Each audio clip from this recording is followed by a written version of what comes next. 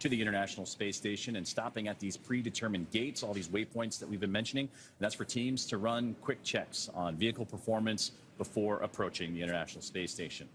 When it comes to bringing two spacecraft together, slow and steady wins the race, as docking operations require a great deal of precision to make sure we're keeping the spacecraft and the crew safe. At the 20-meter distance from station's docking adapter, Dragon SpaceX on the big loop, soft capture ring extension complete. Dragon couples, ring extended, we see the same. And just some comms as the soft capture ring is preparing for Dragon to approach and dock with the International Space Station. Now, at the 20-meter distance from station's docking adapter, Dragon's approach will slow, and it will begin to align itself with the adapter to come in for the final approach. And you can see that there on your graphic. We've already passed through waypoint 1 and waypoint 2. We're now making the crew is making their way to waypoint 2, about 20 meters away. And then where you see contact, that is where the IDA, or the International Docking Adapter, is, and that's where Dragon will mate with the International Space Station. And you saw that rate of closure continuing to get slower and slower. We mentioned a glacial rate almost, because you don't want anything to happen too quickly for Dragon and the International Space Station to come together. You heard the soft capture ring, and that contact with the capture ring will then retract to bring Dragon in for the hard capture sequence.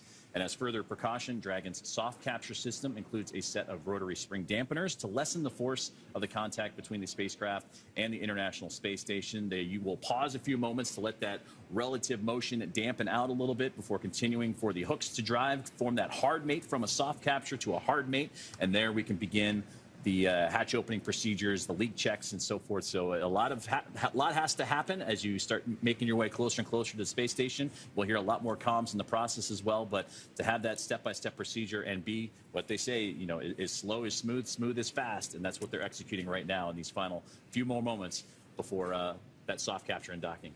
Yeah, Joseph, you've mentioning that slow and steady. Again, both vehicles are moving at 17,500 miles per hour, which is really fast. So even the slightest movement, even the slightest approach, is actually the spacecraft moving very quickly with each other. So relative to each other, it seems very slow, but that is one of the biggest reasons why the Dragon spacecraft needs to approach very slowly, is because they're both moving really, really fast at the same time.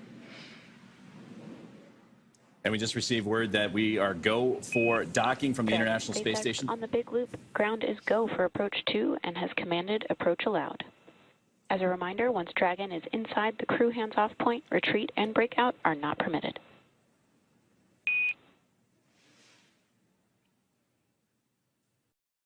Dragon copies. Once they are inside the crew hands-off, we will go hands off. No retreat or breakout at that time. And we are go for approach 2. We see the flag enabled.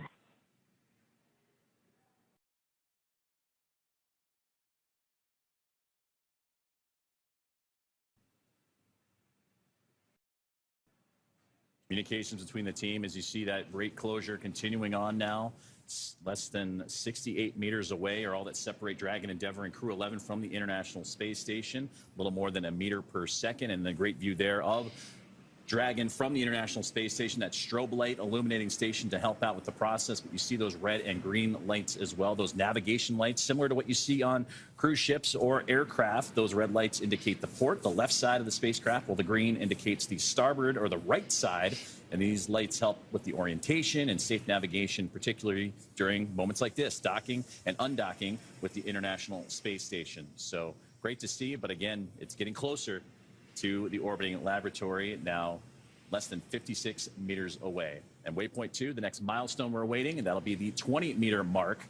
And we've heard communications from the teams here on the ground to the crew that they expect to have that waypoint 2 mark to be a hold. They'll analyze, make sure everything is where it needs to be in terms of the alignment and trajectory before proceeding to docking. But we also heard that the ground is go and the International Space Station is go for those procedures, and we'll continue to follow along as the crew makes that methodical approach to the orbiting laboratory.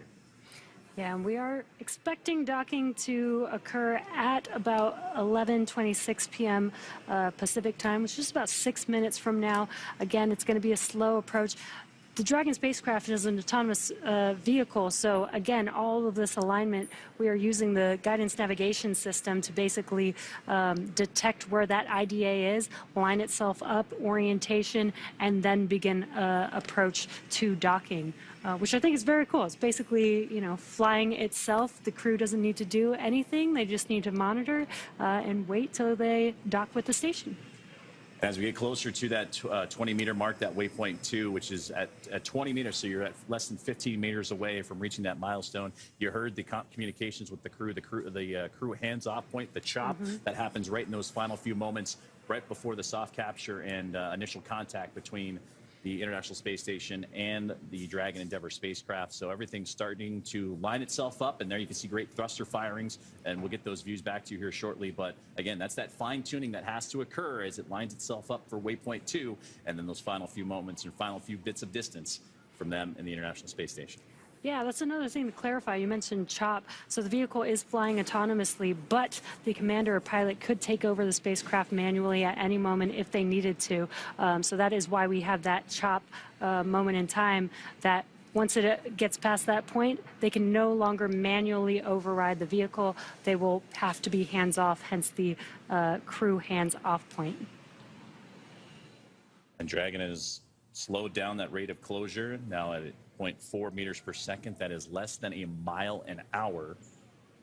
So that is kind of helps illustrate how methodical this approach has to be. And there you can see some great thruster firings illuminating in the darkness of space.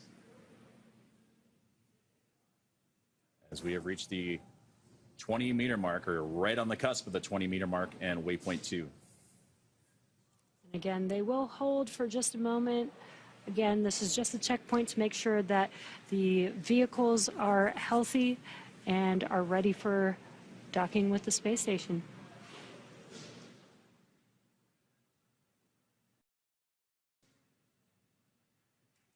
And there you can see the range has stopped, meaning that the vehicle is holding its position. Again, the teams are going to be monitoring. Station Houston on the big loop. Dragon is on final approach and is go for docking. Monitor per steps 5 and 6 in 1.102. Dragon approach and retreat monitor. Station docking monitoring per steps 5 and 6. Exciting call out there. We are go for docking, and you can already see the range, already the Dragon spacecraft approaching the International Space Station.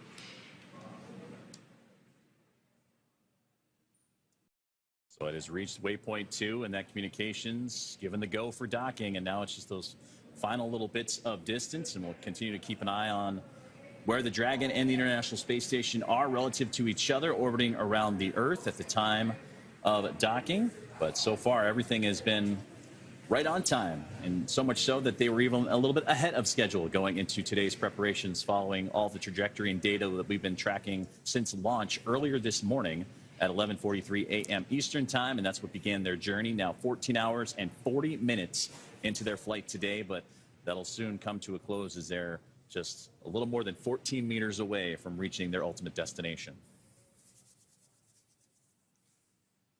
Yeah, very exciting. And again, just a reminder, in the bottom right-hand corner, you could see a graphic showing the Dragon spacecraft thrusters on board. We've been able to get some glimpses of the thrusters live on Dragon. You can kind of see those light dots on your screen, but it is a little bit dark. We've got a dark view as we are looking at the Dragon spacecraft from the International Space Station. Dragon is up and above the space station, between the space station and outer space. And receive note that we're a little less than 3 minutes away from capture and Dragon, contact, pardon me. Approaching 10 meters. Copy, 10 meters. And 10 meters to go. So again, continuing to close the gap between Dragon Endeavour and the International Space Station, currently flying over the South Pacific, as they are down to single digits in terms of meters between the Dragon Endeavour and Crew-11 on board and the International Space Station.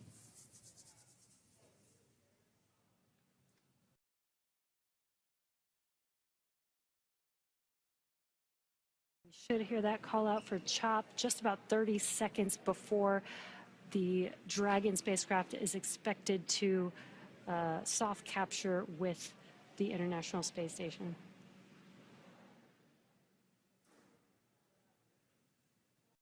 Thrusters continuing to fire to push Dragon in even closer at 0.3 meters per second.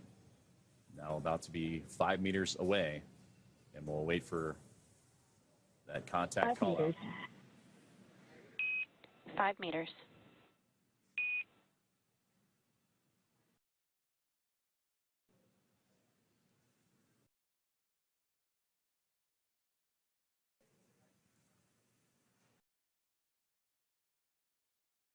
Now 4 meters away. Continue to hear him. We'll hear that chop call out, and we'll wait for the call of the contact.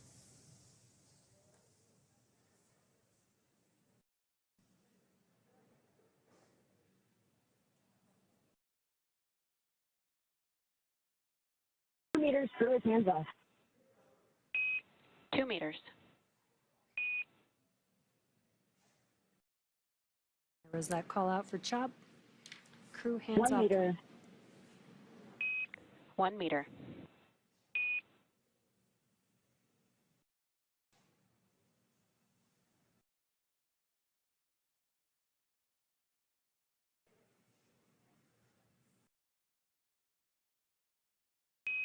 Dragon contact and soft capture complete.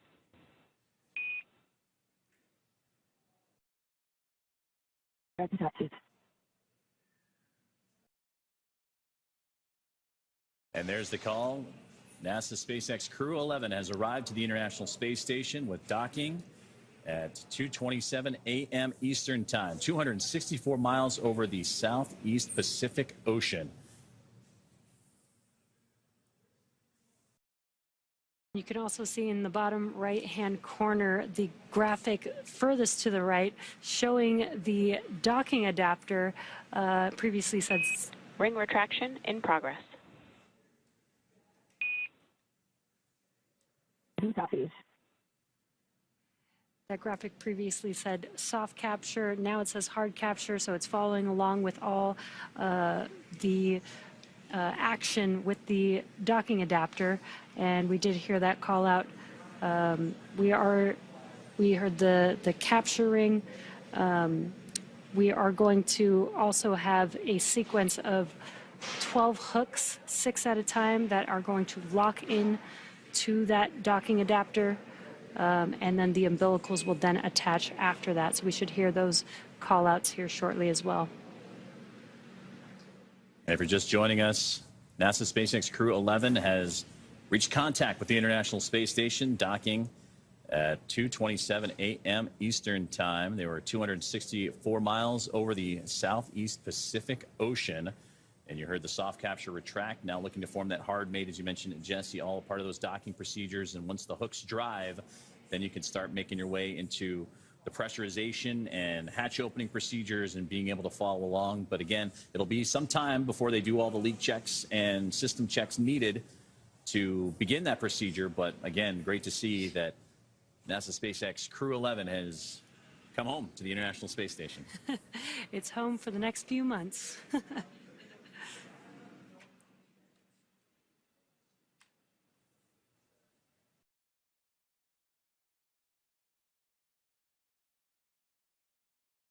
Crew-11 has made initial contact now and is situating itself in with those hooks driving to form the hard mate on the space-facing port of the International Space Station's Harmony module.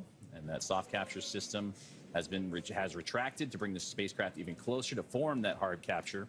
And you mentioned, Jesse, earlier that those 12 hooks, the 2 sets of 6, to firmly hold Dragon in place. That process will take about 15 minutes or so. So again, it just recently docked to the International Space Station about 2 minutes ago.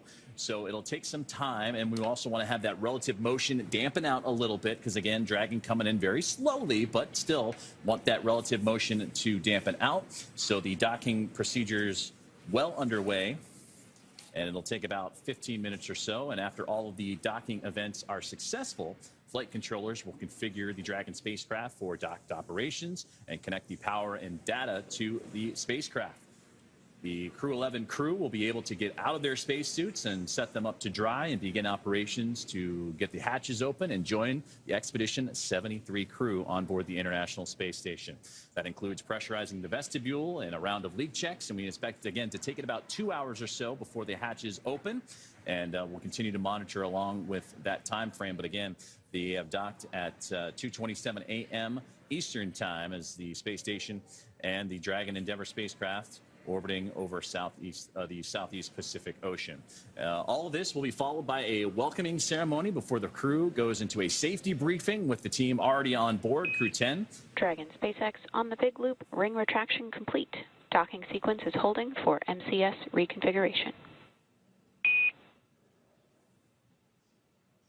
Dragon copy is full with you.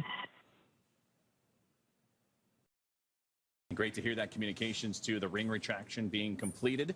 And again, the welcome ceremony and the crew will have that safety briefing with the Expedition 73 crew, and they'll get up to speed on all things International Space Station, and that'll more or less begin the handover period, the 3 full days of handover between the Crew-11 team and the Crew 10 crew, as they anticipate departing in the next few days after that handover complete can occur, and of course due to weather and splashdown opportunities available for Crew 10. So now that the soft capture ring has been retracted, you're going to start hearing those call outs of the hooks driving and starting to create that hard mate to the International Space Station. Yeah, and with the completion of the soft capture ring retraction, the hard capture sequence begins just about a couple minutes later, so we should hear the call out that that hard capture procedure sequence has begun here shortly. So right now that docking procedure well underway, and we anticipate to have, like, from initial capture to completion takes about 15 minutes or so. So we'll continue to monitor as Dragon Endeavour has reached the International Space Station after, again, launching earlier this morning a full day's activity for the crew aboard, including NASA astronaut and commander of Crew-11 Zena Cardman, pilot and NASA astronaut Mike Fincke, mission specialist and JAXA astronaut Kimiya Yui. Station Houston, MCS configured, proceeding with hook driving. Copy. To round it out real quickly, Roscosmos cosmonaut Oleg Platonov, as you heard the communications there, the hooks are driving now to form that hard mate and create that seal to have the spacecraft and the International Space Station locked up against each other.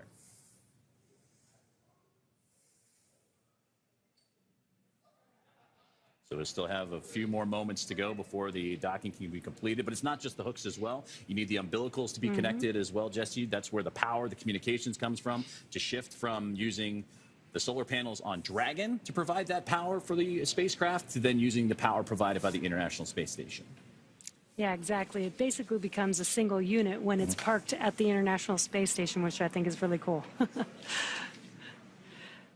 And again, the hard capture sequence has begun. Again, that's going to be 12 hooks driving in 6 at a time. We should hear a call out for the first 6 hooks completing and then the second 6 hooks completing. Once those 12 hooks have completed driving in, that is what completes the hard capture and completes the docking for the Dragon spacecraft to the International Space Station. And we're continuing to monitor along. Those first set of hooks are driving as we speak, and we'll hear those be completed, and then we'll hear that second set get underway. And again, the NASA SpaceX Crew-11 has arrived to the International Space Station, docking just a few moments ago at 2:27 a.m. Eastern Time. If you're wondering what you're looking at on your screen, we are looking at a live view from the International Space Station, looking at Dragon as it's docked to the space station, although it is a bit dark, so we do have that port side light there. That is the Dragon spacecraft on the right hand of your screen.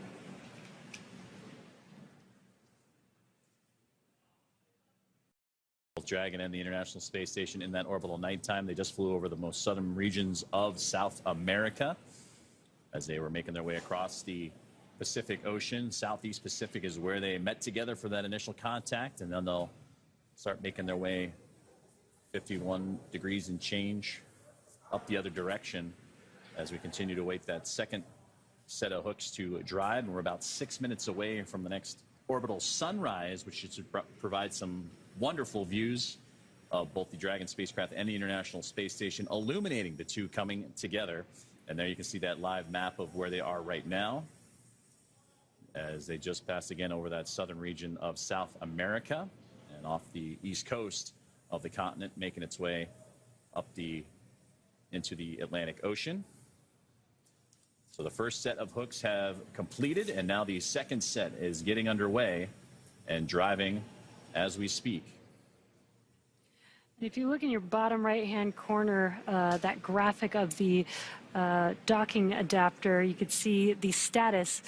You can actually see that it's looks like it's loading, essentially in progress. That hard capture is in progress. Once that hard capture is complete, you'll see that graphic show that it's complete, which is pretty cool. Since we're not getting comms all the way through while everything's happening, this graphic helps provide a live view and status of what's going on. So the first set of 6 have complete. Now we're awaiting the second set of 6 hooks to lock on and pull the Dragon Endeavour spacecraft even closer to the International Space Station, form the hard mate. And from there, the umbilicals, the power, the communications, everything will be transferred and connected over from Dragon running independently to being a part, as Jesse mentioned, as one unit and feeding off the power and communication system of the International Space Station.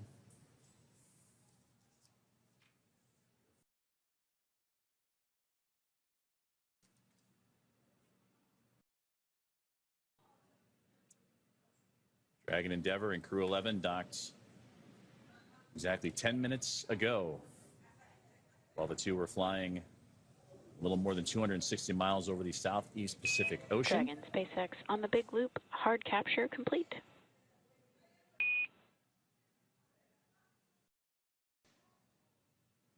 Tracking copies on the big loop, hard capture complete. All right, great news. Hard capture is now complete. Now that Dragon has completed the docking sequence, the spacecraft must undergo a handful of checks before we will be able to open the hatch. The crew on board Dragon will now get a chance to get out of their suits before moving into hatch operations, which I'm sure they're pretty excited about. And that's right, and things are going to start picking up now inside the International Space Station as well, as NASA astronaut Nicole Ayers is going to begin the procedure of getting Endeavour, the station welcome side to the ready. International Space Station. Your arrival is another milestone of what international commercial collaboration can accomplish. Zena, Mike, Kimiya, and Oleg, we have cold drinks, hot food, and hugs waiting. See you soon.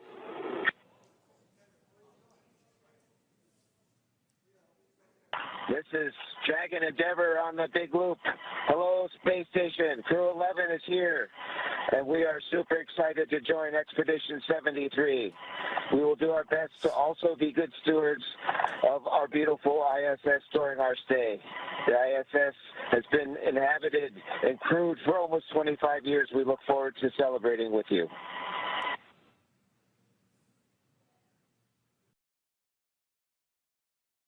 That was wonderful to hear. Space crew can't wait. That was wonderful to hear the communications from the International Space Station to the crew aboard Dragon Endeavour, welcoming them formally to the International Space Station. And you heard Colonel Mike Fincke talking, the pilot of Crew-11. Excited to share this moment, become a part of Expedition 73, but also be a part of history as the 25th anniversary of continuous human presence for the International Space Station coming up in November. Well, now the hatch opening and pressurization, the safety checks, everything getting underway, and that's where NASA's Nicole Ayers will kick things off and get the hatch on the station side ready to be opened and start pressurizing that area known as the vestibule, and that's between Dragon and the space station hatches. They've been at vacuum of space. They have to bring that up to a little more than 14 psi, which is about sea level for those here on Earth. And with Dragon docked, that's going to do it for us here in Hawthorne, but our coverage for Crew-11 will not stop. That's right. In a minute, we're going to toss it over back to Sandra in Mission Control Houston, take us through the vestibule depressurization and hatch opening, when we'll see NASA astronauts Zena Cardman and Mike Fincke, along with JAXA astronaut Kimiya Yui and Roscosmos Oleg Platonov. Dragon SpaceX on the big loop, docking sequence complete. Ground will be enabling hardline power and comm connection shortly. You are go to doff suits per procedure 4.012 and begin post-docking cabin configuration per 4.400 in parallel. Tracking copies all. We are activating 4.012 and 4.400. Great news. They're proceeding with moving forward with getting the crew on the International Space Station. And as I was mentioning, the Crew-11 crew with Roscosmos cosmonaut Oleg Platonov, all 4 of the crew will be floating into the International Space Station shortly, which is very exciting. But just a little recap of how they got here. They suited up. They took a short ride to Launch Complex 39A, where they ingressed the vehicle, the Dragon vehicle, on top of a Falcon 9 rocket. They lifted off from Kennedy Space Center Launch Complex 39A at 8:43 a.m. Pacific time, or 11:43 a.m. Eastern time on Friday, August 1st. Stage 1 came back, separated from the second stage in Dragon, came back and landed on landing zone 1, and the crew continued on their journey all day today. They've had a long phasing burn, making their way to the International Space Station. They've had 5 major burns on Dragon, and then finally docked with the International Space Station at 11:27 p.m. Pacific time on Friday, August 1st, or 2:27 a.m. Eastern time on August 2nd. It's definitely been a full day for Crew-11, that's for sure, from launch to capture. And now that Crew-11 has arrived, we're looking ahead to the return of Crew-10. We'll be taking you along as they return home after their long-duration stay aboard the International Space Stations. Now, teams are assessing return dates, and they have announced during media breakouts that it would be no earlier than August 6th. But again, we'll continue to follow along, and it will be announced on nasa.gov, so be sure to tune in as NASA and SpaceX bring you that live coverage every step of their journey home. You can also follow us on X at SpaceX and NASA on social media for real-time updates. And again, thank you for watching. Go NASA, go SpaceX, and go Crew-11, and go Crew-10. For those of you watching on X, please head on over to NASA Plus and follow the coverage live for the welcome remarks, the hatch opening, and more. And thank you, all of you, for joining us and being with us here in Hawthorne today. And thank you, Joseph, for being here with us today in Hawthorne, California. Thanks to everybody for tuning in.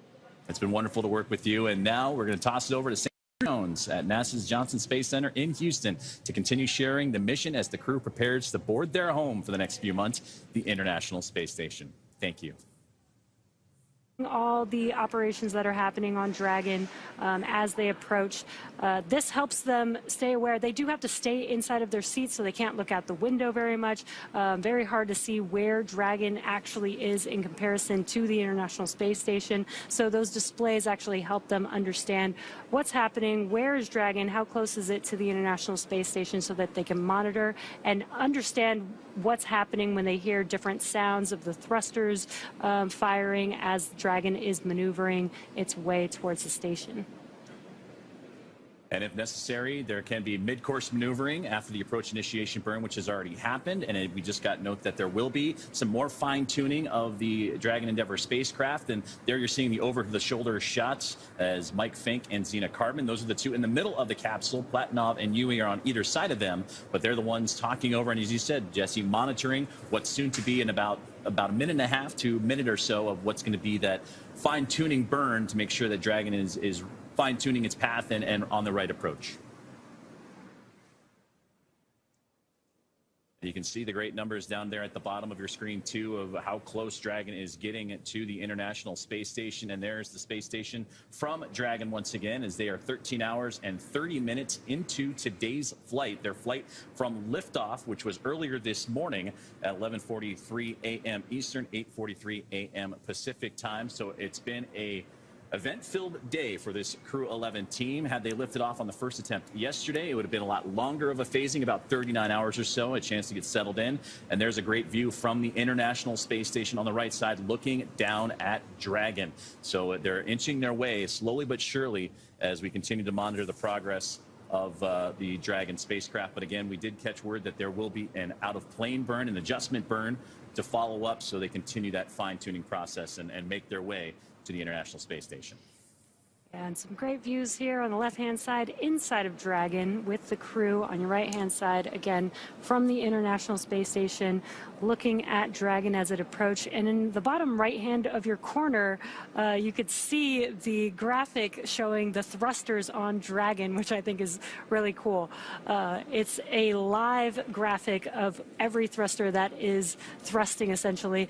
And I think it's so cool because, you know, they're firing at different moments. There's a lot of tweaking that needs to happen. So there's several different thrusters firing at all different times to make sure that Dragon is oriented exactly the way that it needs to make its way as it approaches closer and closer to the International Space Station.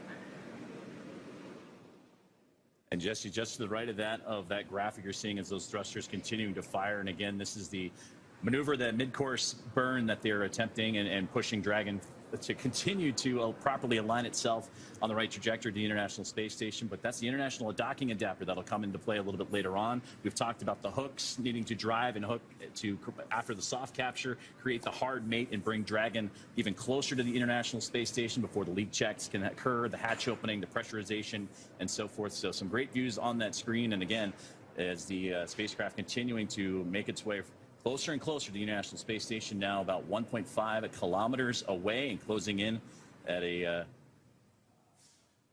good rate as well of about 2 meters per second, as both Dragon spacecraft and the International Space Station now covering over the southernmost portions of Africa. Dragon SpaceX on the big loop, mid-course maneuver complete, performance nominal. Trajectory has converged on waypoint 0. Dragon copies. Great news. Great news indeed. That mid-course maneuver burn is complete. That was where we were seeing all those thrusters firing. Again, an adjustment needed as the vehicle approaches the International Space Station. There are very particular planned burns, and sometimes we add in additional potential burns that are only used if needed, and we did use this mid-course burn for this coasting phase for the Crew-11 crew. And you could see on your left-hand screen, well, there was a map of where Dragon and the International Space Station were located around the globe, but this is a great view of from the International Space Station, looking at Dragon. As you can see with Earth in the background, Dragon is still below the International Space Station. It'll soon move its way to waypoint 1, which will swing it up and above the International Space Station.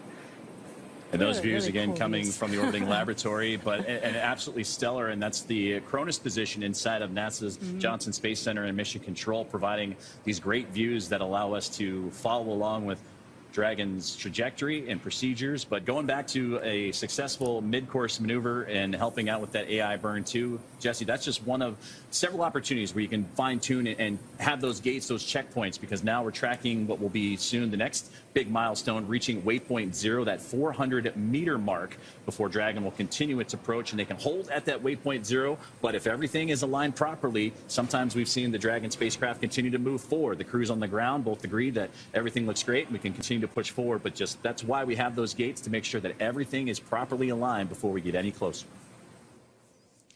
And also on the bottom left-hand of your screen, you could see a couple dials there. We have the range and the rate. The range is the distance from the International Space Station, and the rate is how quickly it's moving towards the International Space Station. So again, live range and rate there that you can follow along as Dragon makes its way to the International Space Station. So 1.2 kilometers away is all that separates the two vehicles right now. And on the left-hand side, again, those over-the-shoulder shots of Mike Fincke and Zena Cardman looking over those trajectory. And there's Dragon looking up at the International Space Station, and there's the space station looking down at Dragon Endeavour. Now, again, they're going to be performing all these different gates that we've been talking about. Waypoint 0 is the next one, where they're going to reach the 400-meter mark from there, waypoint 1 and waypoint 2. Now, part of that will also have them go up and over top of the International Space Station, because again, they're going to catch up to the space station from below, swing out in front, and then over to the zenith port or the space-facing side of the International Space Station to docking. So still quite a bit of movement left for the spacecraft to accomplish.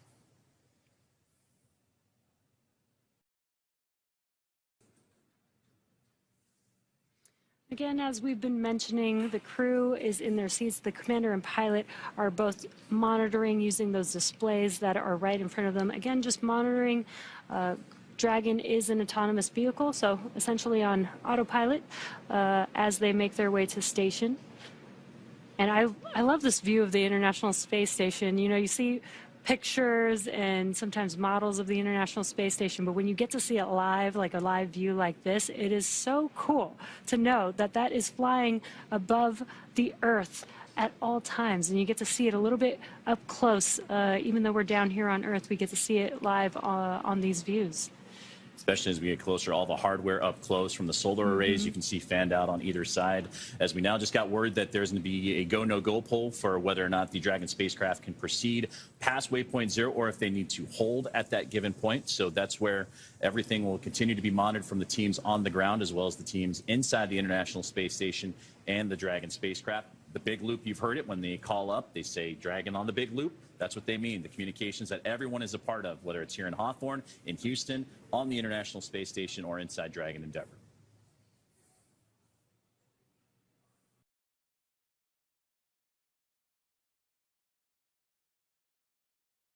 They've also just crossed the 1,000 kilometer mark, or 1,000 meter mark, 1 kilometer, if you will, and that brings them into the approach ellipsoid. So that's how close we are, and those milestones we're starting to reach for the spacecraft. So now approaching about 928 meters away, and there's that rate of closure, that 4.9 meters per second for Dragon Endeavour, is Zena Cardman and Mike Fincke continuing to look over their screens and see the trajectory. And you can see it a little bit on that middle screen there where the orb kind of on that top portion, that's where the International Space Station is. You can see some of those lines, those pathways being drawn. That's where the Dragon spacecraft is looking to maneuver. You can see it even swing up and over to the left and kind of curve up and over top. So it's fun to see what the astronauts are seeing as they continue their procedure and stair-stepping to the orbiting laboratory.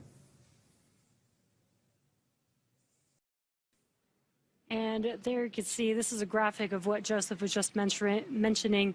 When they reach that waypoint 0 point on the graphic, again, the vehicle will move towards waypoint 1, which will swing up and over the International Space Station. This graphic is showing the Dragon spacecraft when it's below the station, moving from Earth towards the station. It's going to swing up and around, and again on the space-facing side of the International Space Station, there's a better view of that. So it's going to take that path up to waypoint 1 and then begin to approach, first align itself with the docking adapter that arrow is pointing to at waypoint 2, and then that where it says contact is where that IDA or International Docking Adapter is, and that's where Dragon is going to dock and have its home for the next few months for Crew-11. And we're still tracking that docking time, that soft capture time, at around about 11:26 p.m. Pacific, 2:26 a.m. Eastern time. And of course, as we continue to make our way towards the next milestone, that is waypoint 0 that we're talking about, we're going to get word of that go, no-go poll for the teams on the ground and how they wish for the spacecraft to continue to proceed. And there you get another great look again as coming down from the International Space Station, looking at the Dragon spacecraft. And you see that strobe light blinking, especially when you're in an orbital nighttime. It's helpful because that helps bring a shine of light literally on the International Space Station to help fine-tune some of those trajectory adjustments if necessary. Dragon SpaceX on the big loop. Ground is go for approach 0. Burn is enabled. Maneuver start time, 5:35 Zulu. As a reminder, Dragon will nominally continue approach through waypoint 1 toward waypoint 2 without stopping at waypoint 1.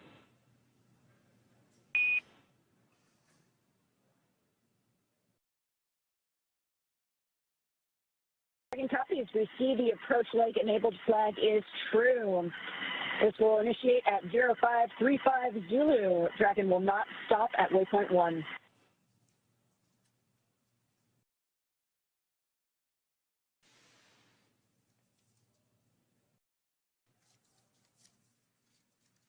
Communications there between the ground and the crew aboard Dragon Endeavour in NASA's SpaceX Crew-11, and the confirmation from Commander Zena Cardman on that go, no-go poll for waypoint 0. As they continue to close in, that waypoint will be reached at the 400-meter mark, so still a little ways to go. Bottom left-hand side, you can see how close they are, 700 and now 8 meters away from the International Space Station. Well, this crew is going to be on board, Jesse, as you mentioned, for a good several months, and they're going to be participating in a lot of technology demonstrations, outreach activities, but also a lot of human research and performance. And one of the science experiments and research activations that they're going to dive into is right interwoven with the Artemis campaign, and that is simulated lunar landings that they'll be participating in microgravity, because again, that's the International Space Station, a unique perspective to accomplish a lot of these research. And select crew members will participate in this series of simulated moon landings before, during, and after their flight, and they're going to use handheld controllers to help over multiple screens, and they will fly through simulated scenarios created to resemble the lunar South Pole region that the Artemis crews plan to visit. And this experience will allow researchers to evaluate how different gravitational forces may disorient astronauts and affect their ability to pilot a spacecraft like a lunar lander. So that's a great way of using the International Space Station and that unique microgravity environment to advance NASA and the world's objectives of moving and returning to the moon and beyond. Yeah, that is such an exciting mission to look forward to. It's been so long since we've been to the moon, and it's so exciting to know that even though we haven't been to the moon in years, we have been working towards going back to the moon and staying longer on the moon, which I think is going to be great. And this is why we do a lot of this research that's happening, like Joseph said, on the International Space Station. So now 630 meters away. Now inside of that is the Dragon Endeavour spacecraft continues its climb to catch up to the International Space Station. And that's just one of many research items, Jesse, that the crew will be participating in. Another one is learning more about the spaceflight-associated neuroocular syndrome, or we call it SANS for short. And that study will investigate fluid pressure on the brain while they examine how the body processes B vitamins and whether supplements can help astronauts respond to bodily fluid shifts. Because in microgravity, like here on Earth, you have the gravity kind of keeping your body fluids in check and everything able to cycle appropriately. But in microgravity, that can shift, and participating crew members will test whether a daily B vitamin supplement can eliminate or ease symptoms of that SANS. And specific crew members will also wear thigh cuffs to help keep bodily fluids from traveling to the head. So it'll be interesting to see what results come of that, because again, all this being able to accomplish in that unique microgravity environment of the International Space Station to benefit future long-duration missions. Yeah, and you know, some of these research experiments that are happening in space sometimes end up coming up with new ideas and new information that actually help us here on Earth. There's a lot of things that have come out of the research that NASA's done on the International Space Station that helps us with our daily lives here. Now inside 570 meters away for NASA SpaceX Crew-11, as we have a transfer in communications there, and that's what was providing the live views from the International Space Station as they switch from different signals, different satellites to provide that data and the video feeds, again, coming from the Cronus team down in NASA's Johnson Space Center in Houston, Texas. But there's the team here in Hawthorne that continues to monitor the pathways for the Dragon spacecraft and Endeavour, and everything continuing to move along path as we get closer and closer to waypoint 0. And again, still tracking that docking time. That'll be coming up a little bit later on here this evening on the West Coast, early morning on the East Coast, as Crew-11 anxious to get to the International Space Station. Yeah, we're just under an hour away from that docking time. Still have a few maneuvers to do before they dock with the International Space Station. But it's a nice, smooth journey for them so far. Again, launching this morning, and just about 15 hours on their coasting to the International Space Station so far. Just about 1 hour left. And that's what you're seeing right there in the bottom of your screen there, the T+. That's 13 hours, 45 minutes, and now 40 some odd seconds since they launched earlier this morning at 11:43 a.m. Eastern time, as we're now getting those views back as they were able to reconnect all the communications there. There's the Dragon spacecraft looking at a wonderful rendition and wonderful resolution of the International Space Station right there. And you can even see a Dragon spacecraft that is for Crew 10 right there on the topmost portion of the International Space Station. And that is the Dragon Endurance that took Crew 10 back to the orbiting lab back in March. Yeah, again, I love this view.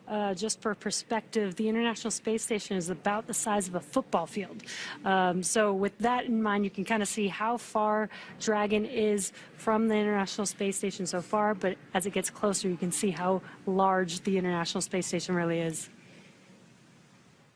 We're about 5 minutes away from reaching waypoint 0 as we're closing in about 100 meters in terms of distance until we reach that 400-meter mark, and that's where waypoint 0 is to begin the first of what is going to be 3 gates or 3 checkpoints for the Dragon spacecraft to reach: waypoint 0, waypoint 1, and waypoint 2.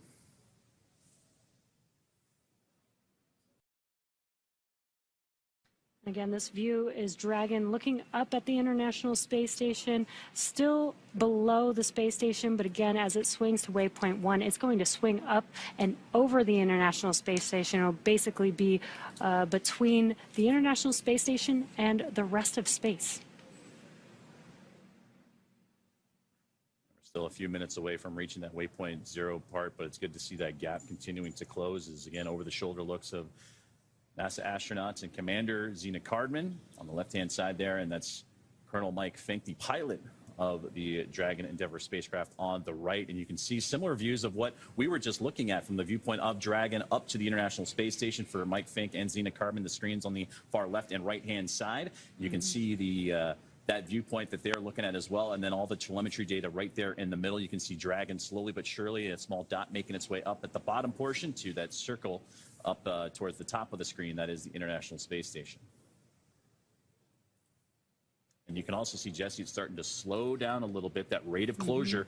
They were humming along for a little while there with all the key burns that they had to go through, especially those shortly after liftoff, but they're going to start making that slow and methodical approach towards that space-facing port of the International Space Station, but right now still below the orbiting lab and looking to swing up and over top of it here in the next little while.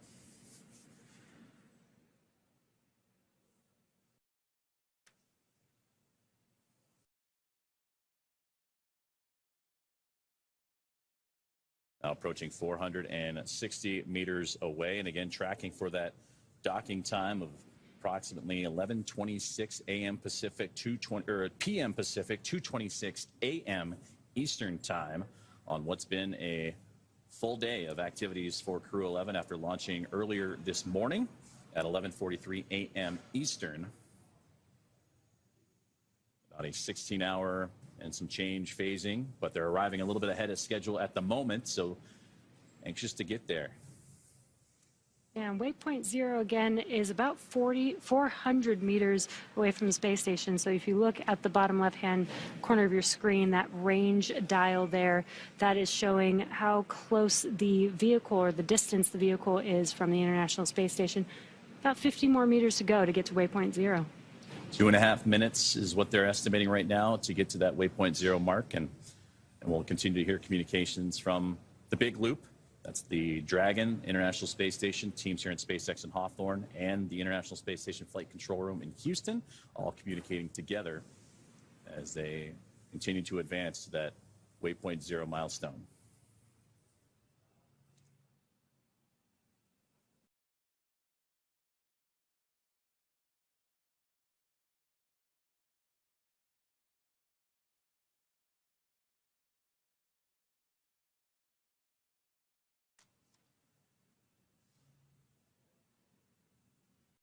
And if you're just joining us, you are watching Crew-11's Crew-11's approach to the International Space Station. Looks like we did lose those live views, but what you're seeing on your screen is a view of Mission Control here in Hawthorne, California. These are the members of the SpaceX team monitoring Dragon and the crew all the way through their journey to the International Space Station. And those views continue to come and go, and that's perfectly normal. That's the communication shifting between different points of contact for the vehicles as they continue to orbit around the Earth, 17,500 miles an hour. You have to kind of pinpoint those communications. So there's little acquisitions of signal, AOS that you sometimes hear, or loss of signal, LOS, that you sometimes hear. So there's a great view of the teams inside of the SpaceX Mission Control here in Hawthorne as we await the acquisition of signal for both the Dragon spacecraft and the International Space Station to continue to bring those views. But right now we're coming up on about a minute away from reaching that waypoint 0 mark, and that's where those first of 3 gates will occur. So far, recapping what's happened, we mentioned that the launch was earlier this morning for NASA SpaceX Crew-11, and then shortly after launch, they would begin a sequence of burns, Jesse, that they would need to accomplish to stair-step their way, climb up higher, to connect and eventually catch up to the International Space Station, which they are still doing so today, and they have done so swimmingly. Everything has been going as planned for the teams and monitoring those up on the Dragon spacecraft, International Space Station, and here on the ground, and that's where it kind of puts us where we are today, is they're starting to make that 400-meter mark away and ever so slowly making it closer and closer. And again, we are approaching waypoint 0. We were just about 15 meters away when we lost that live view. But here's that graphic again to show you where Dragon currently is. Again, waypoint 0 is just 400 meters from the International Space Station. Once we reach waypoint 0, the vehicle is going to swing itself up and over the International Space Station. So this view of this graphic here showing Dragon below, basically between Earth and the International Space Station. And so to make its way from waypoint 0 to waypoint 1, it will be swinging around the space station. Here's that graphic there, up to waypoint 1, which will be between the space station and space. And then it'll align itself with that docking adapter and then make its way to dock with the International Space Station. It'll pass through waypoint 2, which is about 20 meters from the space station. Again, these are just checkpoints to make sure that the vehicle is healthy, that the International Space Station is ready for them to continue their approach, and then it'll eventually do a soft capture with the IDA and then a hard capture with 12 hard hooks that will safe the vehicle to the International Space Station for its home for the next few months.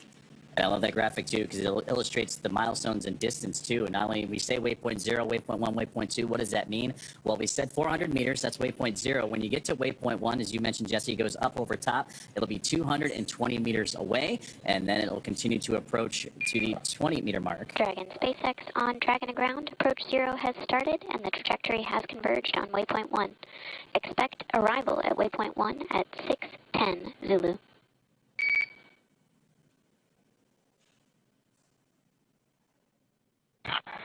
Dragon copies. Expecting waypoint 1, 6:10 Zulu. Dragon to ground.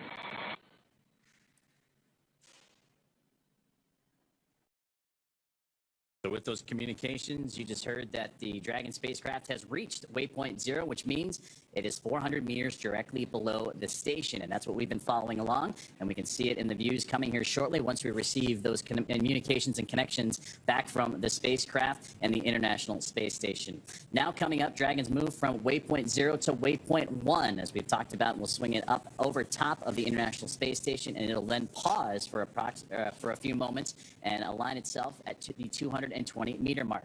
And at this point, it'll be on what we call the docking axis, which is essentially, it means it's directly in front of the docking port, which today it's going to the zenith port, the space-facing port of the International Space Station, one of the two on that front side. There's the forward-facing, but we saw in great images earlier, that is where the Crew-10 Dragon currently resides. So that's where and why the Dragon spacecraft is going up to the space-facing port. So we're already hearing teams on the ground continuing to talk, and we'll hear more polls for going or go no-goes as everything continues to remain on track for Crew-11 and their approach to the International Space Station.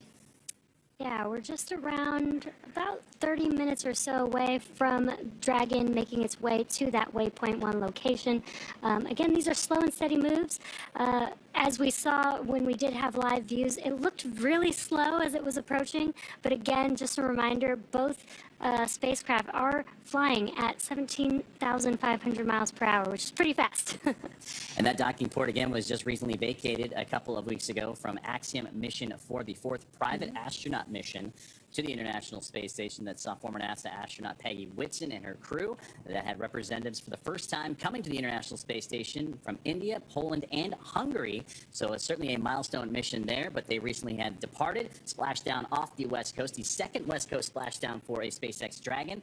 Crew-10 will be the first NASA crew to do so, but again, that's where the home will be for Crew-11 here in the next little while as we get those great views back. 410 meters is where they currently reside, and at waypoint 0, And we are now approaching the 14-hour mark of today's journey for the Crew-11 crew. And love that we get these live views. Again, this is the Crew-11 crew looking up at the International Space Station. The vehicle's still between Earth and the space station. And again, it's swinging to waypoint 1, where it will be between the space station and space on the space-facing side, which is where it's going to dock today in under an hour from now. Now, this is the 6th flight of Dragon Endeavour that Crew-11 is on board right now. We've talked about the milestones, that today is the 5th anniversary of the return of the Demo 2 crew with Bob and Doug, but this also supported, the spacecraft also supported Crew-2. We talked about Axiom Mission 4. This spacecraft supported the first private astronaut mission, Axiom Mission 1, Crew-6, and Crew-8. So a great history, as this is, again, the first flight of this particular Dragon and the first Dragon spacecraft to have 6 flights under its belt. Yeah, the flight leader of the 5 Dragon spacecraft that we have in operation, carrying crew to and from the International Space Station out into space. Just pretty incredible how far reusability has come with spacecraft. The fact that we are on the 6th flight of Dragon is mind-blowing to me. And we heard from the management teams of all the different programs, Commercial Crew Program, the NASA management, the International Space Station. But SpaceX had their management team on the post-launch press conference today, and they mentioned that this Dragon Endeavour holds the longest duration for a single mission. That was Crew-8, 235 days. And now, when they launched, they were at 700 days, right on the button, cumulative time for Dragon Endeavour. They anticipate that to possibly hit 4 digits at the time of mission completion. So again, an impressive run for this particular spacecraft, carrying NASA astronaut and commander of Crew-11, Zena Cardman, along with pilot and NASA astronaut Mike Fincke. And then you have JAXA astronaut Kimiya Yui and Oleg Platonov of Roscosmos, the crew of 4, again, making its way slowly but surely to the International Space Station. Yeah, Joseph, you hit a lot of milestones that Endeavour has been accomplishing. And again, reusability for SpaceX is key. It's basically our whole mission. This is how you bring the cost of space down. And being able to fly over and over again using the same vehicle is just incredible. And to be a part of these missions and watch this happen in real life is so cool. And we mentioned earlier in the broadcast that there are crew aboard the International Space Station that are helping, currently activating and helping out with the docking procedures for today, and that's namely NASA astronaut Johnny Kim and NASA astronaut Nicole Ayers. For Kim, he is located in the cupola, the window to the world. You've seen a lot of phenomenal imagery coming from now nearly 25 years of the International Space Station and continuous human presence from those great views. Well, he's using special equipment to monitor Dragon's approach to the International Space Station. And then Nicole Ayers will be on tap to help out with the hatch opening procedure. She did likewise for the Axiom Mission 4 team, so she has that experience to go, as ready to welcome in 2 of her own from NASA, and again, JAXA and Roscosmos astronaut and cosmonaut in tow as well. So again, it'll be a full day. I know this crew on board the Dragon, as well as the crew on the station, will be happy to see each other. They'll wind things down, but then they'll also begin handover procedures, which are going to get underway, about 3 days worth of full handover procedures, starting what I imagine be right tomorrow. They'll get familiarized with the station, go over safety protocols, and ultimately get themselves settled in and situated, because on the horizon will be the return of Crew 10.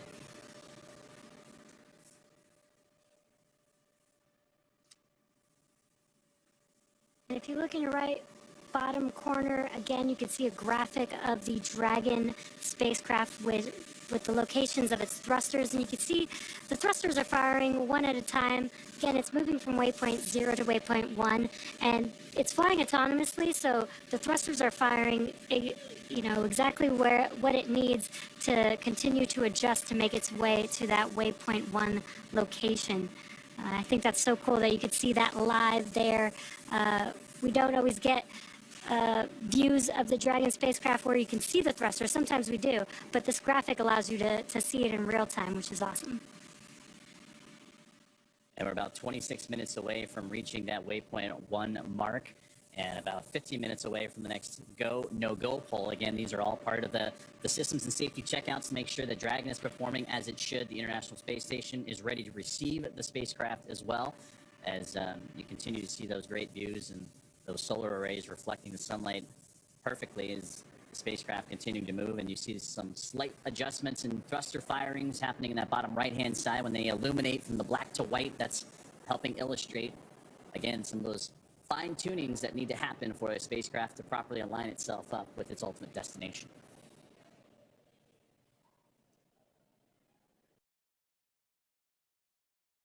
So to recap what we've been seeing so far here this evening and what has been now just inside of the 14-hour mark of today's flight, earlier this morning, Crew-11, NASA SpaceX Crew-11, would launch from the Kennedy Space Center off the Florida coast at 11:43 a.m. Eastern time and begin what was about a 16-hour journey and still counting down to about 2 more hours or so to if they might match up. Now, they did get a little bit ahead of schedule, but ultimately a shorter time period than their first launch attempt, which would have had them on about a 39-hour phasing, but ultimately a busy day from launch to the anticipated docking time, which we're still tracking to be around 11:26 p.m. Pacific, 2:26 a.m. Eastern time. And as we mentioned earlier, we're a few more minutes away from the Waypoint 1 milestone, which will be 220 meters away, as all that separates the Dragon spacecraft and the International Space Station. And again, we're going to hear another round of go, no-go polls as the crew on board. You can see again Mike Fincke on the right-hand side, Zena Cardman, she is on the left, working through their screens. And again, as you mentioned, Jesse, autonomously Dragon, the ability to dock, but if they do need to take over manual control, they can do so, but certainly following along with every step of their procedures. This is also a cool view. And of course, we lost the view right when I wanted to point out the spacesuits and the difference between Commander Zena's spacesuit and Mike Fincke's spacesuit. When the view comes back, I'll try and point it out, but you could see the differences in the suits and the gloves and the cuffs on the arms.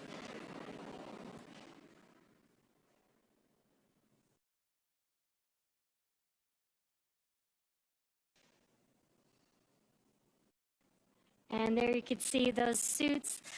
You could see the difference right there just visually from Commander Zena's suit versus Mike Fincke on the right. Mike Fincke. SpaceX Dragon to ground. Quick temperature request. Go ahead, Dragon. With you on Dragon to ground. Yes, sorry to ask at such a fun moment, but could we have it a little bit cooler in our cabin, please? We copy the request, and we'll take action on that right now. Many thanks. Some comms from the core here in mission control, speaking with the crew. They did a temperature check, and the crew might be getting a little warm. They are in their suits as they patiently wait docking with the International Space Station, and those suits actually help keep them cool. So they actually can control the temperature inside of Dragon as well as through the suits from mission control in Hawthorne, California. And so it sounds like they're going to flow some cooler air to keep the temperature down for the crew.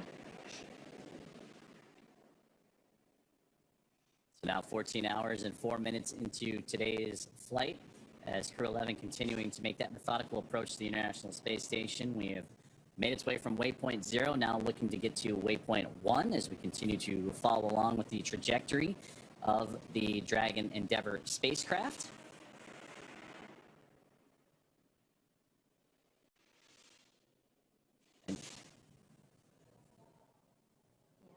This is a slow approach to the International Space Station, but again, we have multiple checkpoints to make sure that the vehicle is safe, the crew is safe, as well as the International Space Station.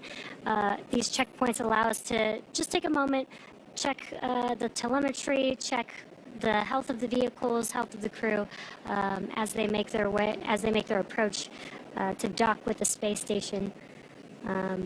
And again, we've already passed through Waypoint 0, making our way to Waypoint 1.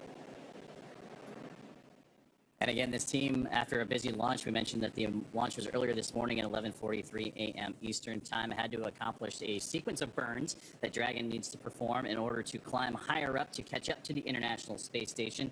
Phase burn, the boost burn, close burn, transfer, and then the final elliptic burn, and that's what helps set when Dragon is going to dock to the International Space Station. From there, we did the approach initiation burn, which was right as pretty much the broadcast started here this evening. And from there, we've now made our way to waypoint 0. There was a slight adjustment between the approach initiation and waypoint 0 to, again, fine-tune that Dragon path to the orbiting laboratory. And now we await for the arrival to waypoint 1, which should be coming up here in just a little while now. But again, it's that methodical approach and that fine-tuning, and again, the communications between the teams on the ground that help this process along. And another great view. This time you see the arc of the Earth with the backdrop of the SpaceX Dragon Endeavour spacecraft. That's that little white dot, that little white speck you see against the blackness of space. But again, another impressive view of planet Earth as Dragon continues its approach. Yeah, and this is a great view to show the difference of where Dragon is relative to Earth and the space station.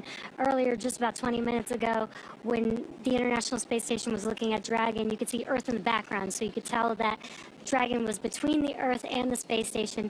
Now it's kind of almost approaching the side of the International Space Station, not quite there yet, but you could see this is the path that it's taking to move up and over the International Space Station to make it to the space-facing side. Right now, Dragon and the International Space Station, they're flying off the coast of Japan at the moment as they continue to try and catch up to one another, flying 17,500 miles per hour.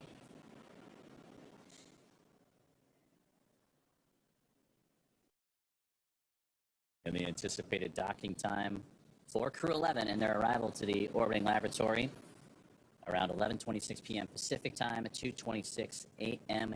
Eastern time.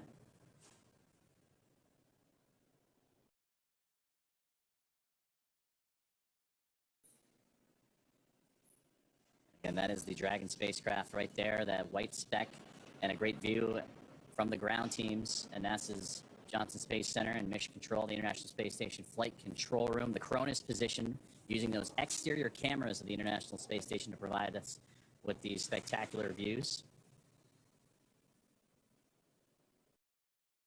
Actually, when we get a chance, when we get to it, hopefully, we'll take a look at the Crew-11 patch, which has a nice nod to a view like this in the Voyager pale blue dot taken from the Voyager craft.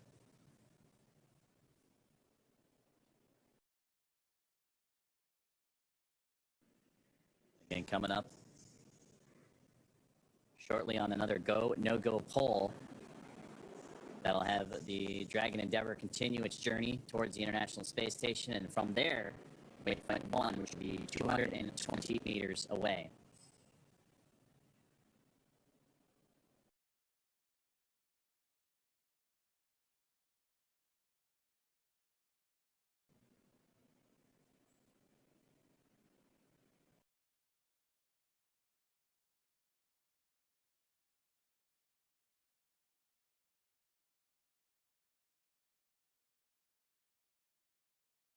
As we continue to bring these great views and follow along the path of Dragon Endeavour, we talked about the teams in NASA's Johnson Space Center in Houston, Texas, and the International Space Station Flight Control Room as they continue to monitor the progress of the Dragon Endeavour spacecraft. Let's check back in with Sandra Jones from Mission Control.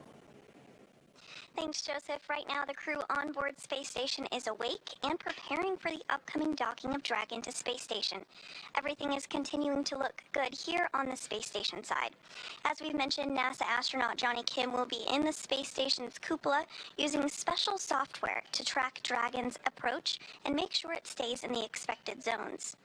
NASA astronaut Nicole Ayers will also be primed for hatch opening operations once Dragon is docked.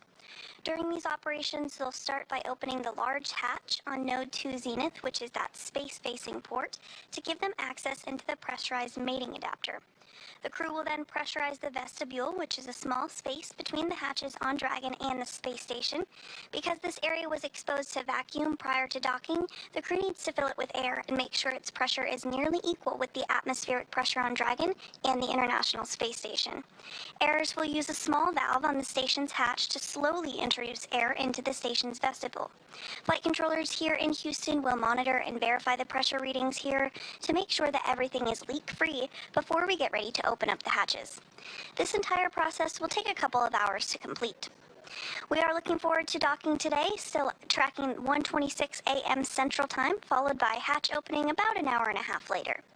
We'll round it all out with a welcome ceremony as Crew-11 officially joins the Expedition 73 crew currently aboard the International Space Station.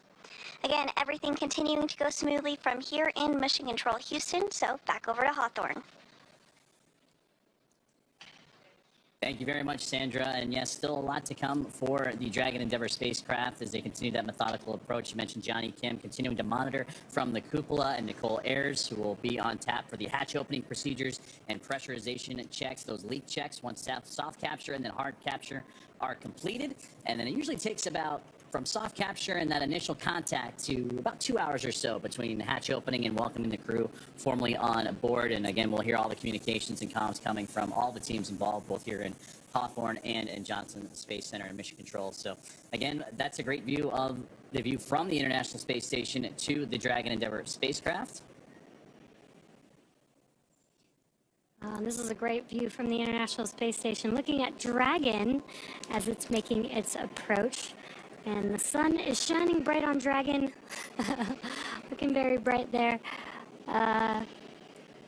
We might be able to see some live thrust firings here from this view. There you go. And I like that you can see the reflection of Dragon in the lens. Yeah. It's a pretty awesome view. And there we're getting a sharper image. Very clear image of Dragon now. Very telling. Dragon, SpaceX on Dragon to ground for cabin temperature.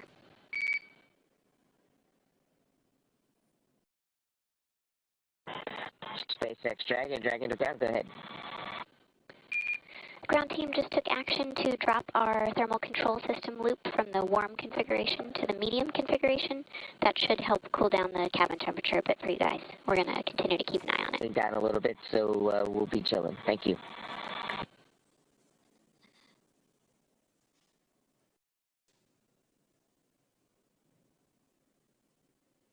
And that's closing the loop on some communications that we heard from pilot Mike Fincke of NASA on board the Dragon Endeavour spacecraft, talking to the crew on the ground, looking to bring that temperature down just a little bit as they are in their suits and continuing that methodical approach to the International Space Station. And that's where this view is coming from. And we've been talking about the Cronus position inside the International Space Station Flight Control Room. That's the Communication Radio Frequency Onboard Network Utilization Specialist. That helps us put together these views. And actually, when you look inside of Mission Control, if you get a chance to visit Johnson Space Center, they are right in front of the Public Affairs Officer, where Sandra Jones is today doing commentary, and they have the access to work closely with the team to provide some of these great views from the International Space Station looking onto the SpaceX Dragon spacecraft. And we also just got word that we're going to be coming up soon on the go, no-go poll for Waypoint 2 as they continue to march closer and closer to Waypoint 1. Again, Waypoint 1 is 220 meters away. Waypoint 2 will bring the spacecraft to just 20 meters away from the International Space Station. We'll hear the results of that go, no-go poll here shortly. And then after those communications, that is when the spacecraft itself will have reached that Waypoint 1 mark. We are getting closer and closer to seeing Crew-11 dock with the International Space Station, expecting that docking time to happen at 11:26 p.m. Pacific time. And again, really cool views. You could see Dragon getting clearer and clearer and closer to the International Space Station in this view. Again, we've got the dark background. That means that there's space behind Dragon, so it's moving from that waypoint 0, which was between Earth and the International Space Station.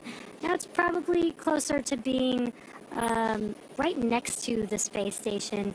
And in your bottom left-hand corner, you can see the range or the distance from the space station, which is 81 meters from the space station. There's a better view to see a little bit more what that distance looks like as the Dragon spacecraft gets closer and closer to the station. As these two continue to track down each other, they are currently flying over the North Pacific right now, some 250 plus statute miles above the Earth.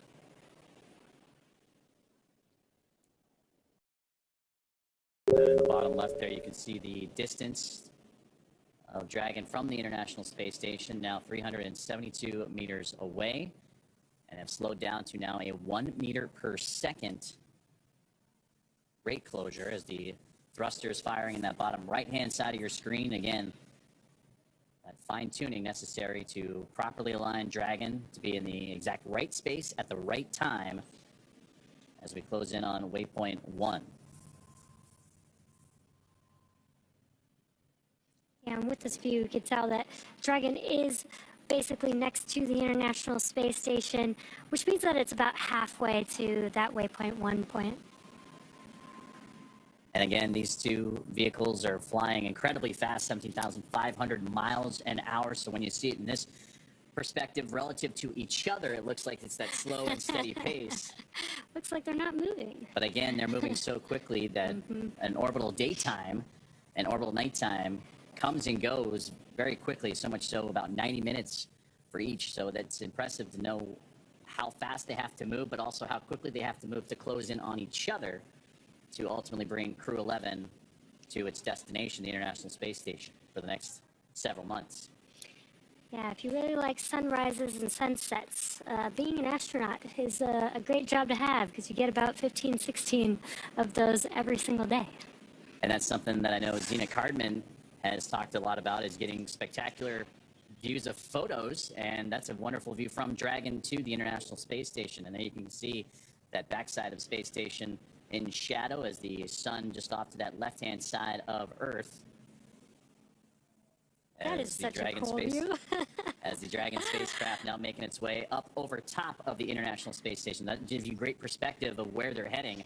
That space-facing port, that zenith port of the Harmony modules. So you had them when we originally started, they were just underneath the International Space Station. Then they swung up to be right about in line to where the Crew-10 Dragon is, that forward port. Well, now they have a little bit more ways to go. And there's a great illustration in the middle of that screen there, that Dragon where the line kind of swooshes around the circle. That's the Dragon spacecraft, and it needs to get to the top of that circle representing the International Space Station before it can properly align itself to the docking access and get ready to close in for those final few moments before docking itself. But this grid gives a great illustration of that flying up and over top maneuver that Endeavour is currently experiencing.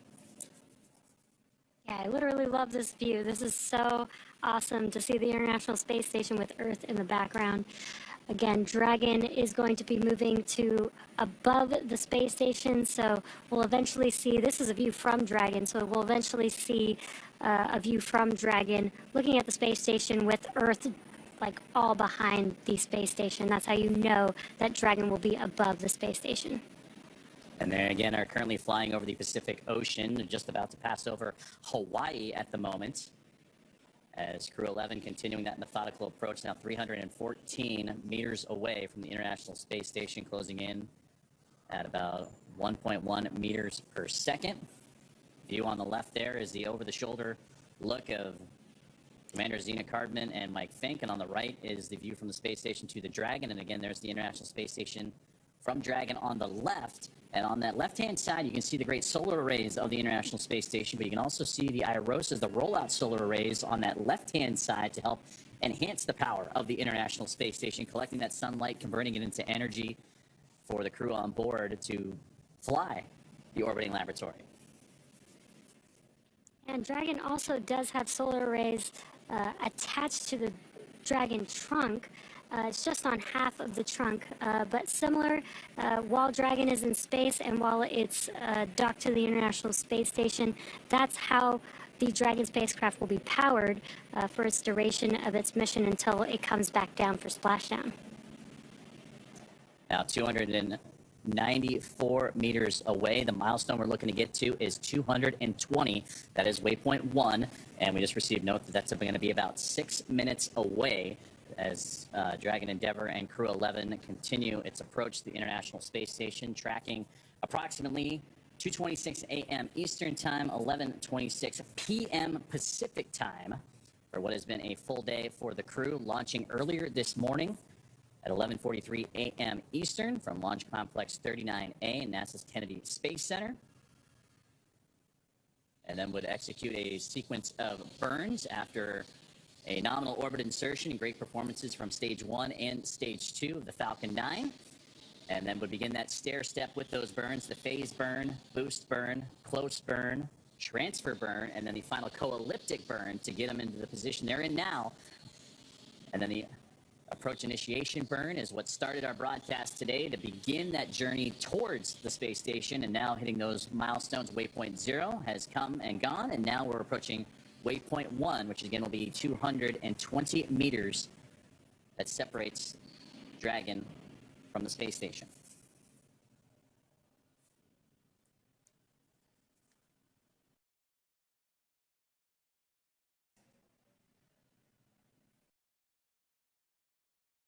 They'll join Expedition 73 and then switch over to Expedition 74 in the fall when the Soyuz crew rotation is completed, and then I'll see NASA astronaut Johnny Kim return to Earth, and NASA astronaut Chris Williams will begin his first flight, and he will make his way toward the orbiting laboratory, and that's what will transfer from Expedition 73 to Expedition 74. And currently on board and monitoring Johnny Kim, again in the cupola using the special tools to monitor Dragon's approach, Nicole Ayers will be tapped with responsibilities for hatch opening procedures. Ayers, member of Crew 10, alongside with Anne McLean of NASA, Takuya Onishi and Kirill Peskov of JAXA and Roscosmos, respectively. And for Johnny Kim and his Soyuz MS-27 crewmates, Sergei Ryzhikov and Alexei Zubritsky of Roscosmos, that crew of 7, soon to be a crew of 11, with Crew-11 approaching.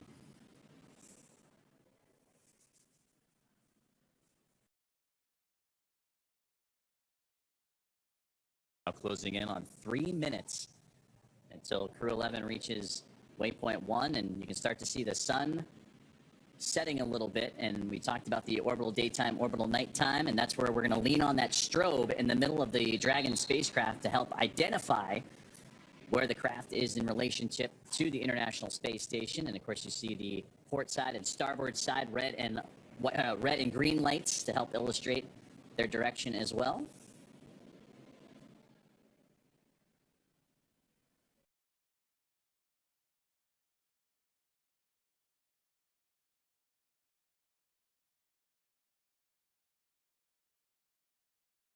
And Crew-11 currently approaching the International Space Station. In the bottom left-hand corner, you can see the range or the distance of the Dragon spacecraft from the International Space Station. We're at about 238 meters from the station. Waypoint 1 is about 220 meters away from the station. So we are getting pretty close to that waypoint 1. Dragon SpaceX on the big loop, approach 1 and soft capture ring extension will begin shortly. Dragon will continue approach to waypoint 2.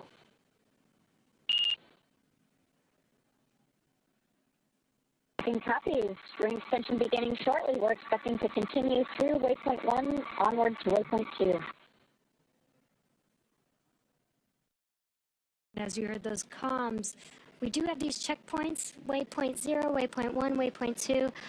You heard those comms. Basically, a go-no-go poll was performed, and the Dragon spacecraft will actually pass through waypoint 1 and just begin to waypoint 2. So great news, smooth ride, no need to stop and hold. As they mentioned, they'll just move forward to that.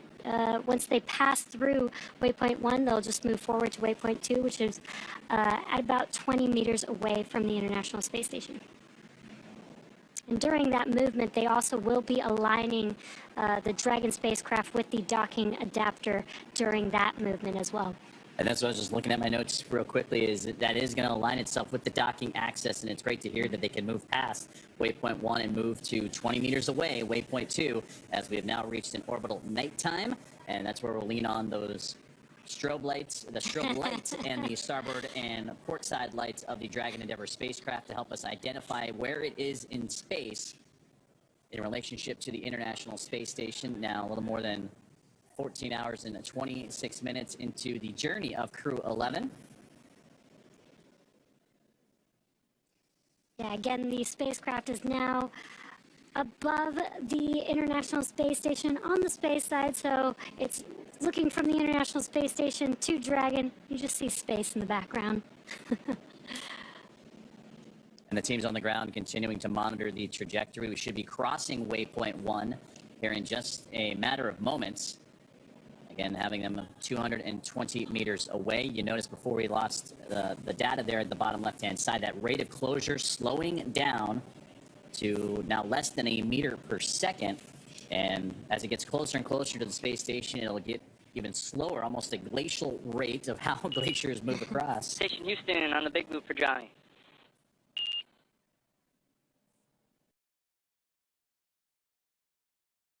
Station on the big loop here.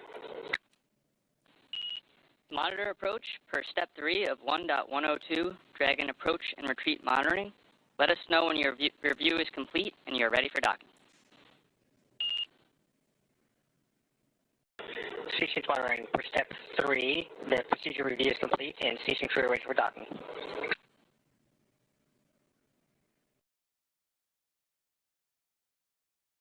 That was NASA astronaut Johnny Kim talking to the teams in Houston. And Houston copies. At waypoint 2, Dragon will briefly pause to align for docking, then automatically resume approach. Copy.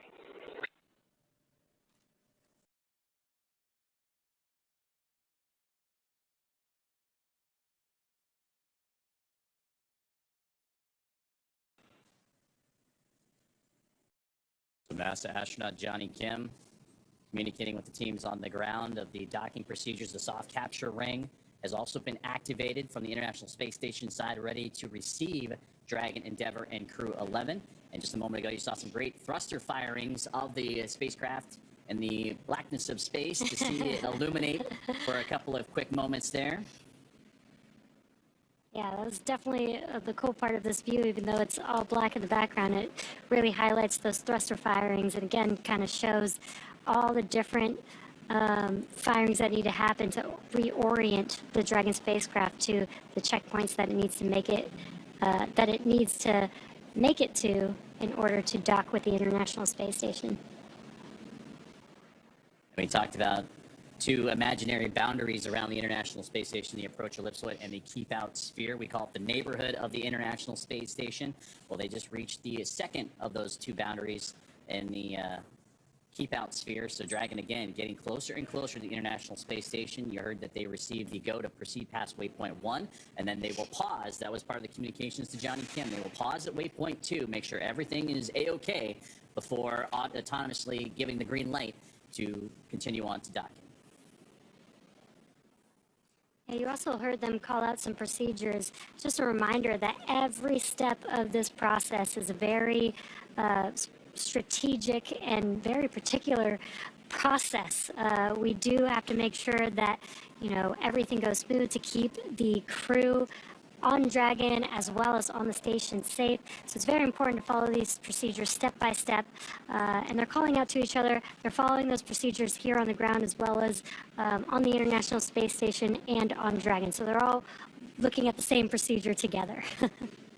And again, it's a testament to the teamwork that has to happen for all teams across the globe and across the United States, namely, and there you can see the teams here in Hawthorne, California, the SpaceX Mission Control, but we saw the teams in NASA's Johnson Space Center a little bit early on as well from the International Space Station perspective, keeping a close eye on everything. So right now, the the views disrupted a little bit. We've had that happen throughout the broadcast today, completely expected, as communications, as the two vehicles orbiting around the Earth very fast, again, 17,500 miles an hour. They have to transfer those communications lines between satellites in order to obtain the great footage that we've been seeing so far throughout the broadcast. Dragon on the big loop. Visors are secure.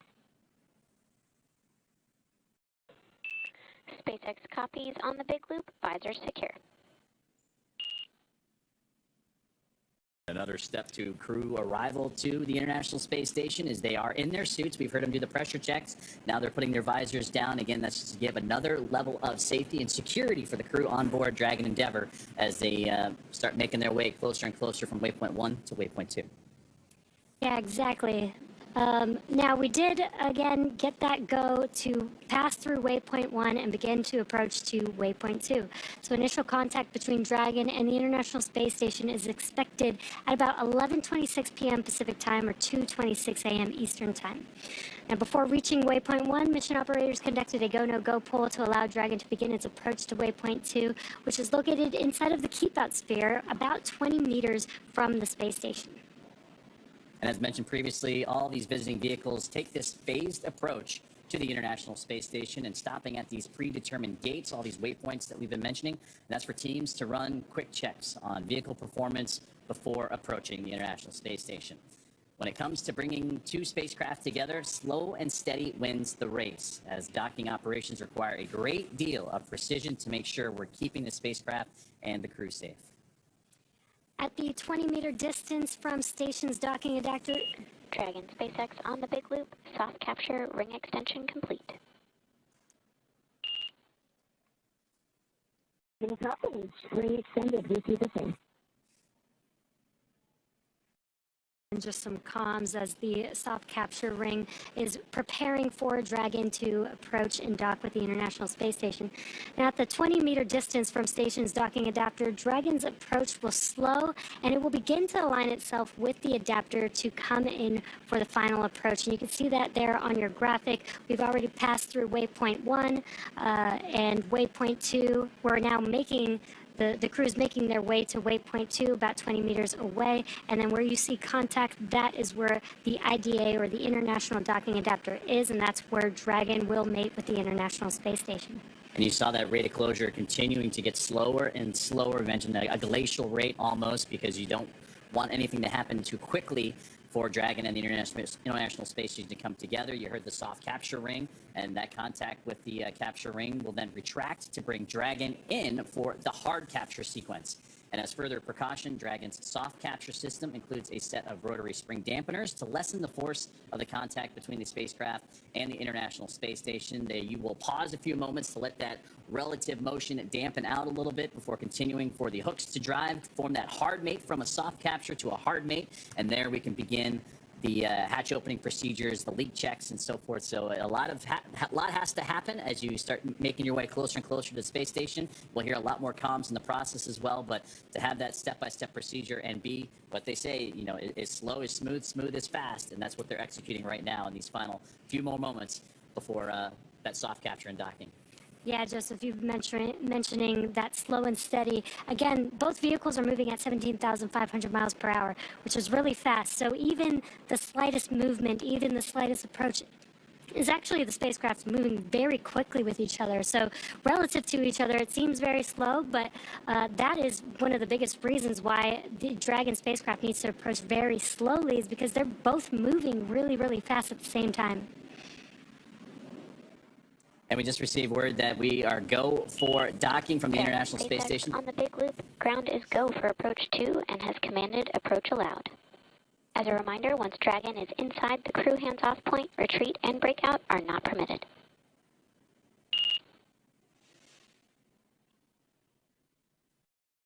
Dragon copies. Once they are inside the crew hands-off, we will go hands off. No retreat or breakout at that time, and we are go to approach 2. We see the flag enabled.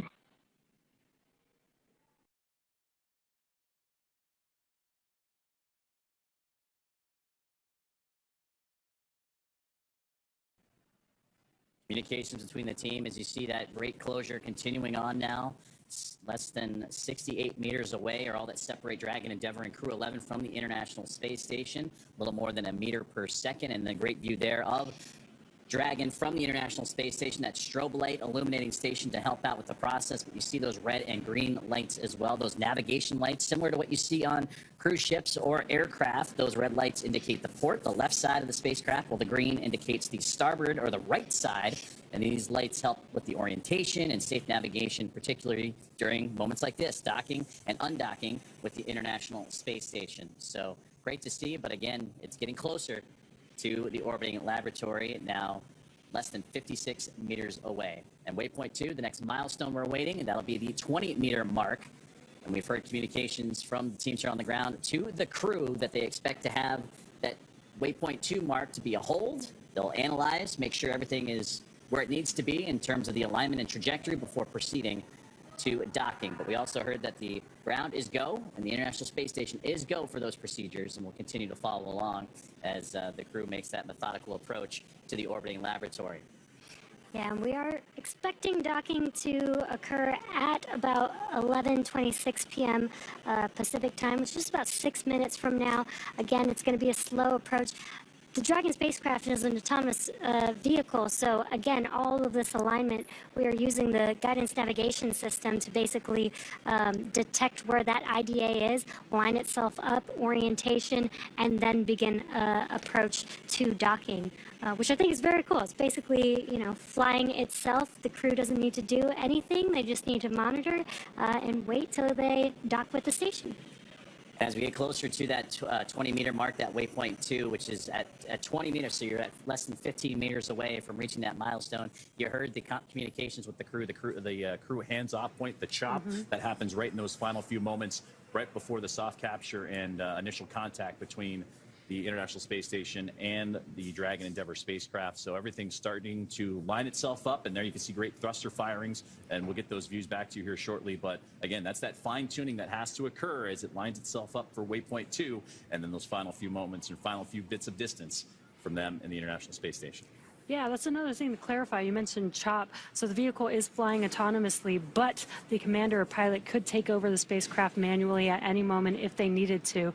So that is why we have that CHOP moment in time, that once it gets past that point, they can no longer manually override the vehicle. They will have to be hands-off, hence the crew hands-off point. And Dragon has slowed down that rate of closure, now at 0.4 meters per second. That is less than a mile an hour. So that is kind of helps illustrate how methodical this approach has to be. And there you can see some great thruster firings illuminating in the darkness of space. As we have reached the 20-meter mark, or right on the cusp of the 20-meter mark, and waypoint 2. Again, they will hold for just a moment. Again, this is just a checkpoint to make sure that the vehicles are healthy and are ready for docking with the space station.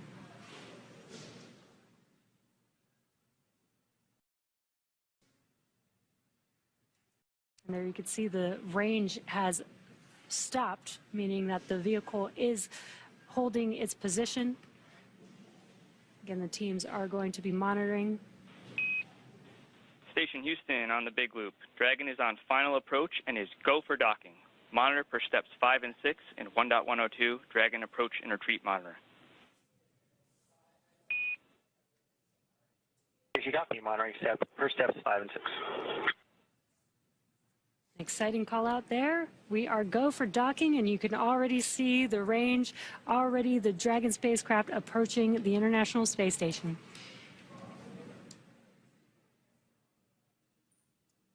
So it has reached waypoint 2, and that communications given the go for docking, and now it's just those final little bits of distance, and we'll continue to keep an eye on where the Dragon and the International Space Station are relative to each other, orbiting around the Earth at the time of docking. But so far, everything has been right on time, and so much so that they were even a little bit ahead of schedule going into today's preparations, following all the trajectory and data that we've been tracking since launch earlier this morning at 11:43 a.m. Eastern Time, and that's what began their journey. Now 14 hours and 40 minutes into their flight today, but that'll soon come to a close as they're just a little more than 14 meters away from reaching their ultimate destination. Yeah, very exciting. And again, just a reminder, in the bottom right-hand corner, you could see a graphic showing the Dragon spacecraft thrusters on board. We've been able to get some glimpses of the thrusters live on Dragon. You can kind of see those light dots on your screen, but it is a little bit dark. We've got a dark view as we are looking at the Dragon spacecraft from the International Space Station. Dragon is up and above the space station, between the space station and outer space. And receive note that we're a little less. 5, LIO cartridge 1 is sealed and installed. SpaceX copies on the big loop. LIO cartridge is sealed and installed.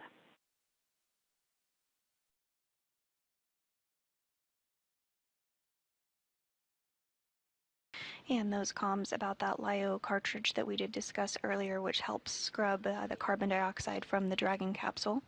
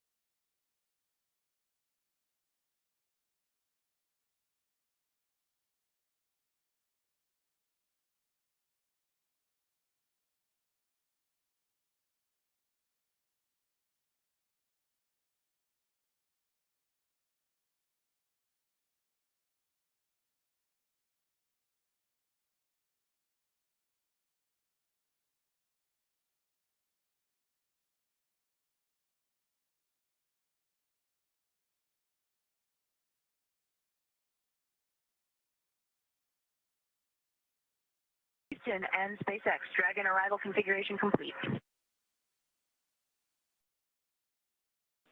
Houston copies. And SpaceX copies.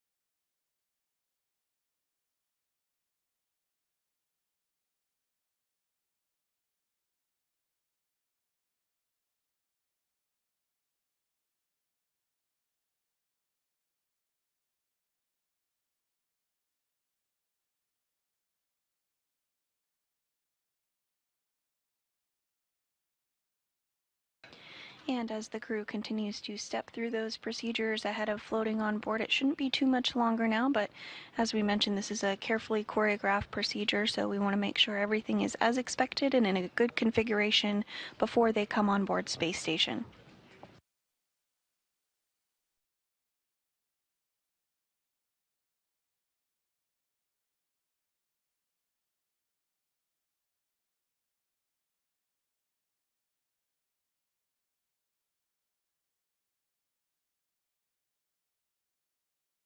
And this view inside of the International Space Station Flight Control Room, showcasing the team that has been working to step through the procedures with the crew for docking.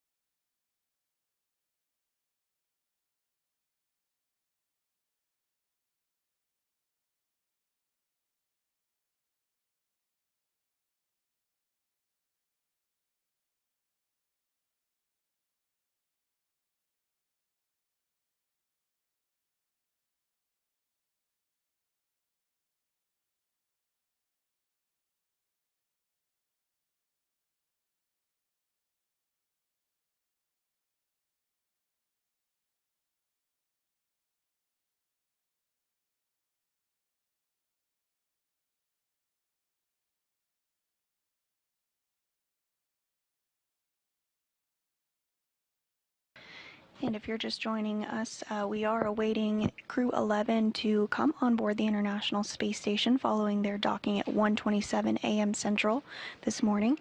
The hatches were opened at 2:46 a.m. and it looks like we are having our first crew member float aboard right now. That is NASA astronaut Mike Fincke for his 4th visit to the International Space Station.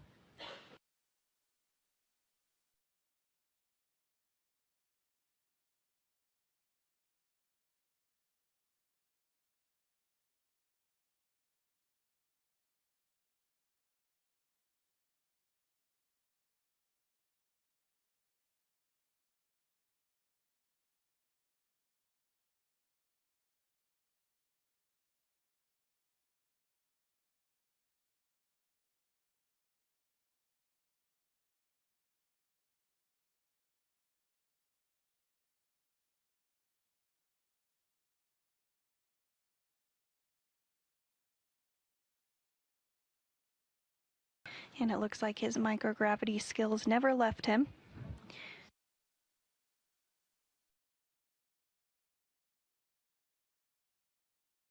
Joining in the hatch is NASA astronaut Nicole Ayers, who has helped step through all of the hatch opening procedures.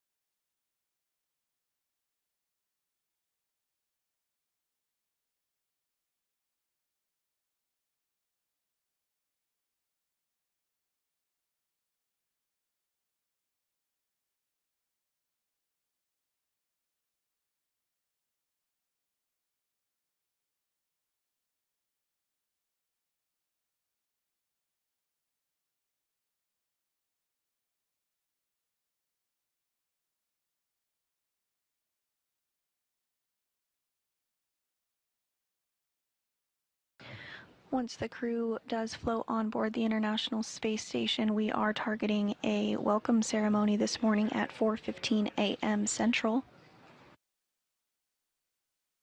Again, if you're just joining us, Crew-11 docked to the International Space Station's zenith port of the Harmony module at 1:27 a.m. Central Time. Now coming through the hatch is Roscosmos cosmonaut Oleg Platonov. This is his very first visit to the International Space Station. Some big hugs there with NASA astronaut Nicole Ayers and Johnny Kim.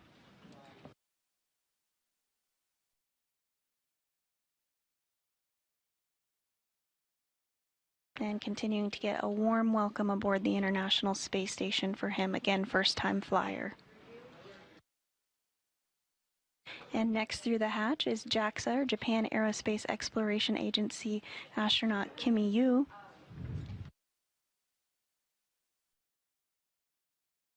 And now we have NASA astronaut Mike Fincke for his fourth time to the International Space Station.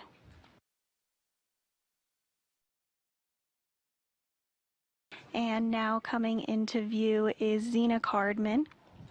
Again, her first time on board the International Space Station as well. Lots of smiles and hugs.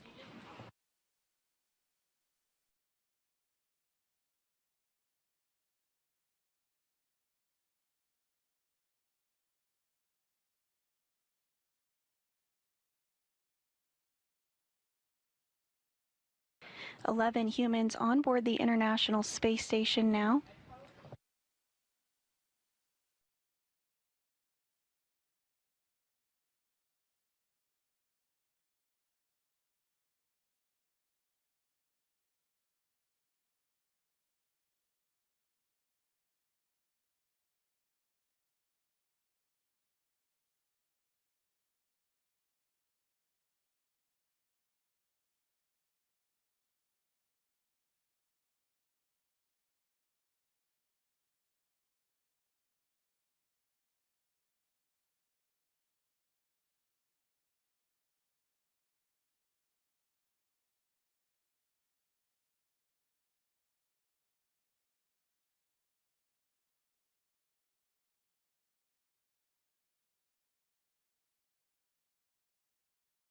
We are targeting a welcome ceremony this morning at 4:15 a.m. Central Time, rather.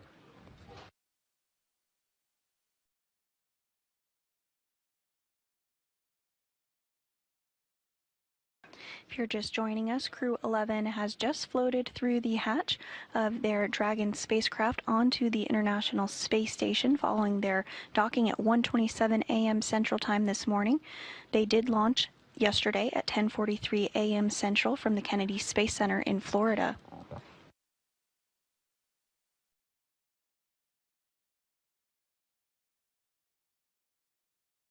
With Crew-11's arrival to the International Space Station, the population on board is now 11 and will remain 11 crew members for a short time as Crew-10 and Crew-11 complete a brief handover period before Crew-10 undocks and splashes down off the coast of California.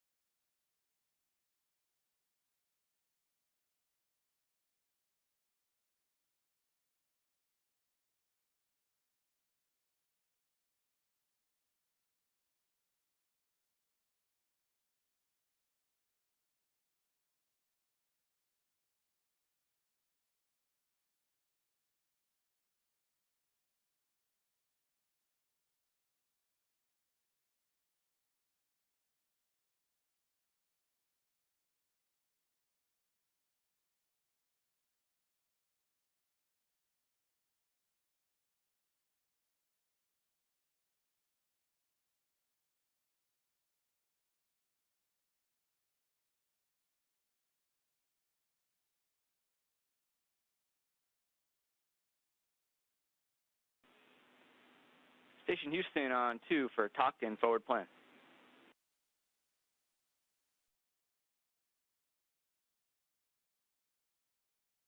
Go ahead on 2, Matt. Hey, Doc, it was great seeing the crew arrive on board. Congratulations to everybody. And just wanted to circle back with you on the PAO event. We were, of course, thinking of it starting at 9:15, but we can also pull it earlier to start around 9:02. That's when KU locks up on that GDRS pass. And then we could do the PAO prep event scene, might check all that on the previous pass or whenever, just before that, if the crew wants to get that done early. So totally up to the crew. Keep it on at 9:15 because I already told the cosmonauts that way, so let's keep it. Hey, that totally works for us. And while I have you, after the PO event, we can have another discussion on all the other days' activities, whether or not we're going to keep them scheduled as is or pull them forward to get you guys done early. So we'll have that conversation afterwards. That basically we want to move everything earlier. Thank you. That makes sense. Appreciate it.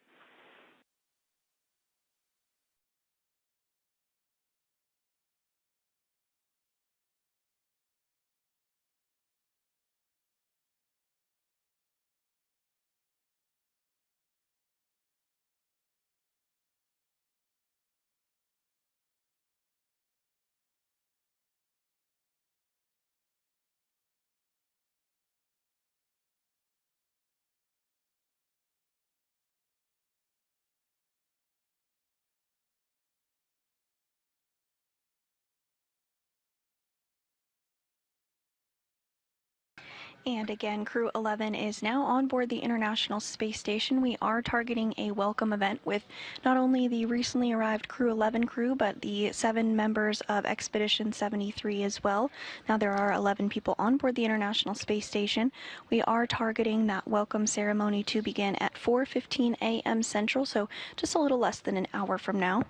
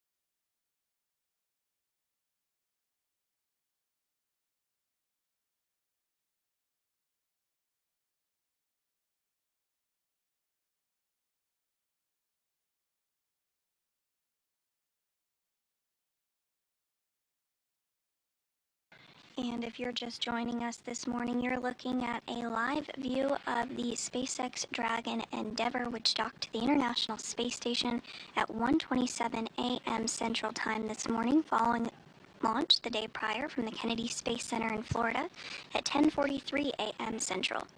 This morning, hatches were opened at 2:46 a.m., and we are now awaiting a welcome ceremony with all 11 crew members on board the International Space Station to begin at 4:15 a.m. Central Time this morning.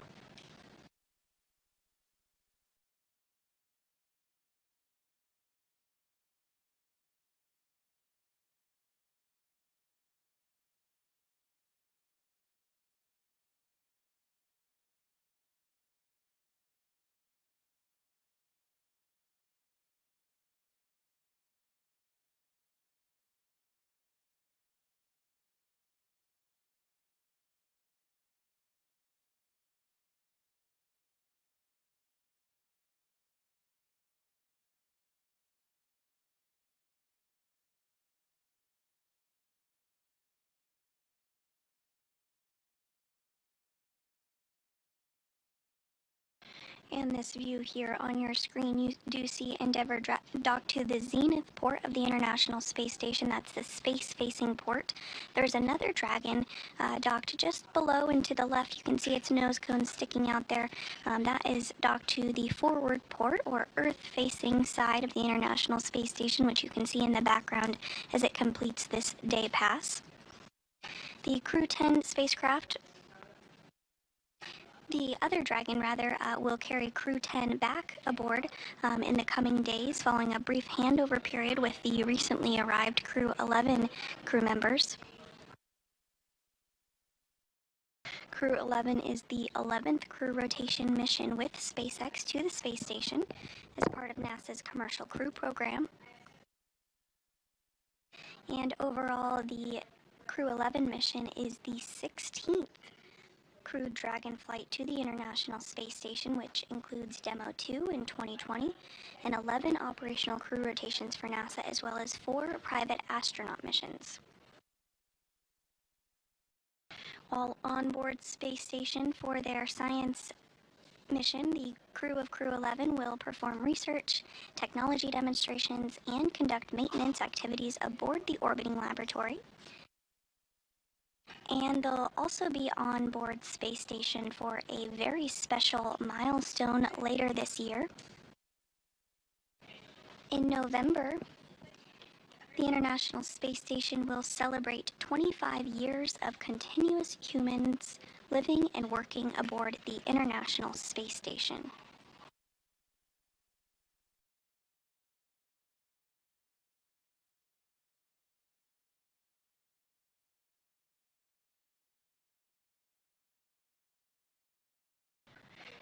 During the last 25 years, over 280 individuals representing 26 countries and 5 international partners have visited the space station.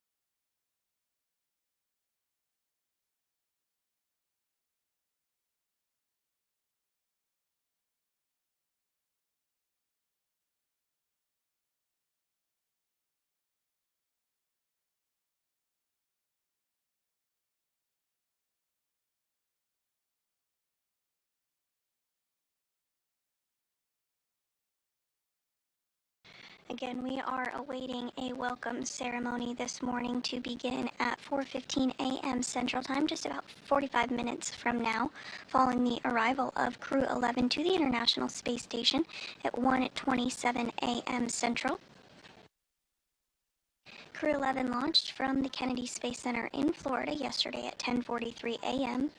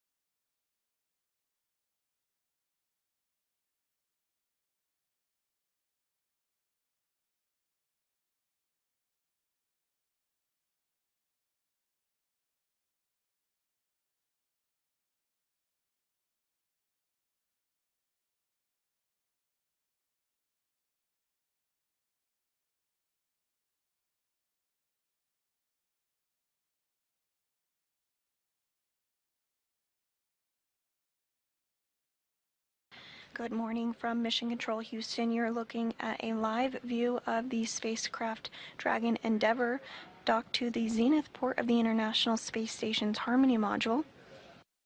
Docking occurred this morning at 1:27 a.m. Central Time, and the hatches were opened a short time later at 2:46 a.m. Central Time. At this point, we are awaiting our welcome ceremony to begin at 4:15 a.m. Central, less than 40 minutes from now. Crew-11 carried NASA astronauts Zena Cardman and Mike Fincke, as well as JAXA, Japan Aerospace Exploration Agency astronaut Kimiya Yui, as well as Roscosmos cosmonaut Oleg Platonov to the International Space Station, following their liftoff from the Kennedy Space Center in Florida at 10:43 a.m. Central on August 1st.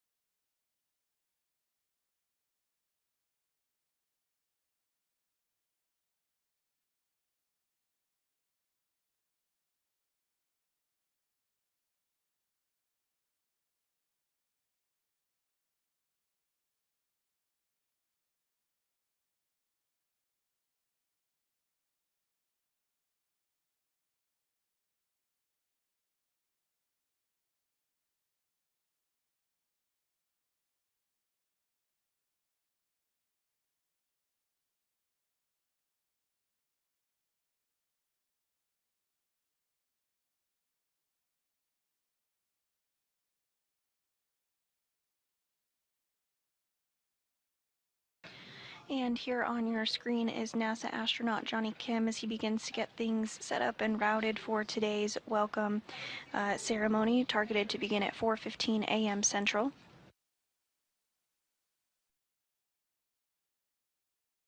Johnny is completing his very first mission aboard the International Space Station after launching on board the Soyuz MS-27 spacecraft on April 8th.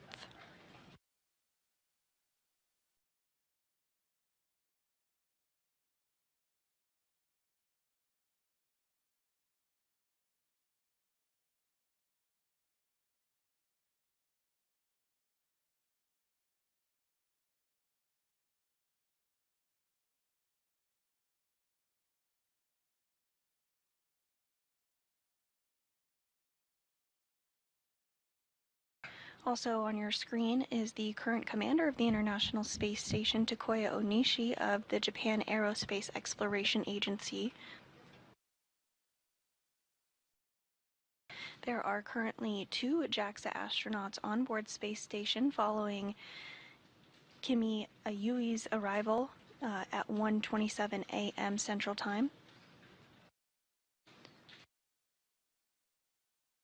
Yui arrived on board Crew-11 with NASA astronauts Zena Cardman and Mike Fincke, as well as Roscosmos cosmonaut Oleg Platonov, following their launch from the Kennedy Space Center in Florida yesterday, August 1st at 10:43 a.m. Central.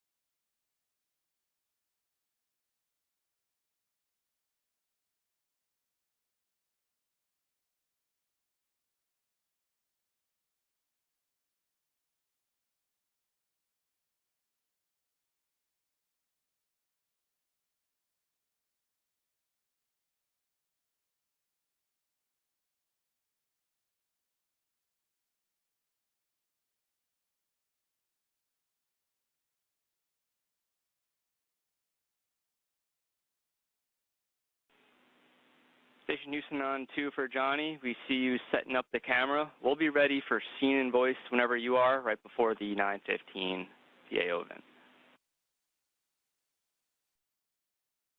Hey, copy. I'll catch you on the other side of this handover. Sounds like a plan.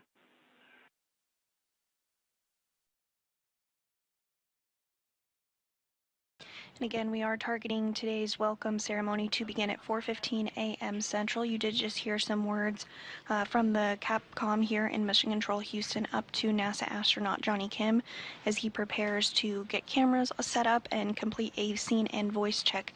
Again, now just a little over 30 minutes away from today's event at 4:15 a.m. Central, where all 11 crew members on board the International Space Station will have the opportunity to provide some opening remarks and be welcomed aboard the International Space Station.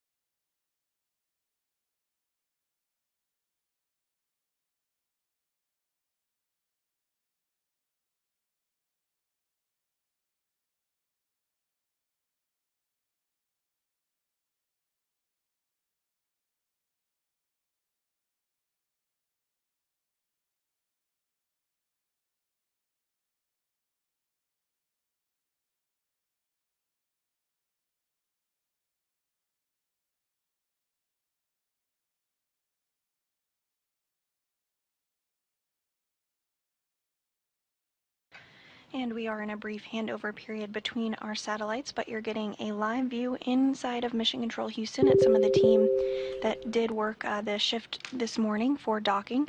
Again, that docking did occur at 1:27 a.m. Central Time, with hatches opening a short time later at 2:46 a.m. Central. Crew-11 launched from the Kennedy Space Center in Florida on August 1st at 10:43 a.m. Central. And we are now awaiting a welcome ceremony to begin at 4:15 a.m. this morning.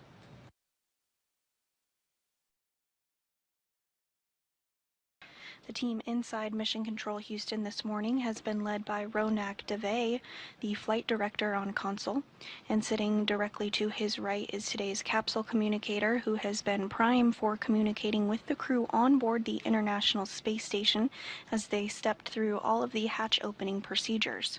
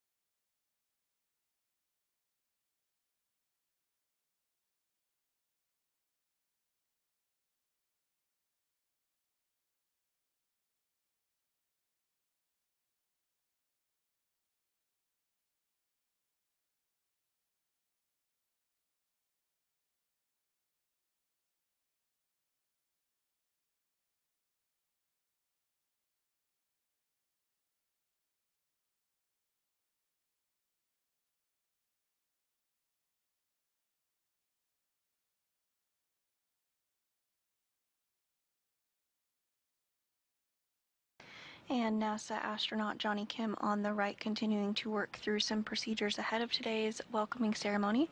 Joining him is the current commander of the International Space Station, Takuya Onishi, from the Japan Aerospace Exploration Agency.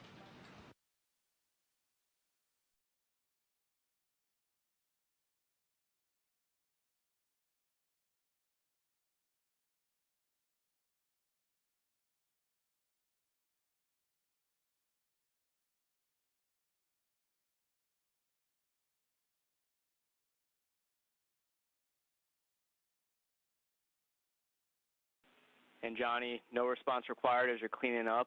We like the view, but we would just like it a little bit down towards the deck and then tilt or panned a little bit left towards the gem relative to the camera.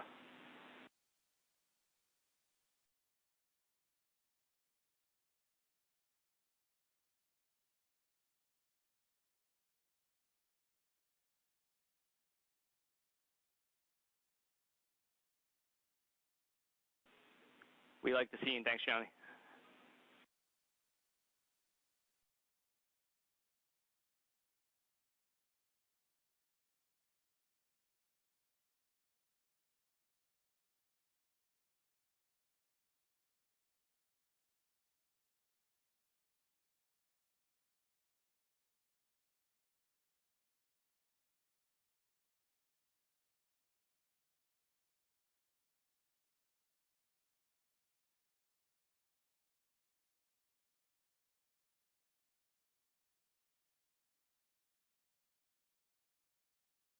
Station on 2, ready for the scene and voice check on node 2 cam 1. We also have node 2 cam 2 set up as a backup option in case cam 1 goes down. Hey, we see both. Sounds like a plan.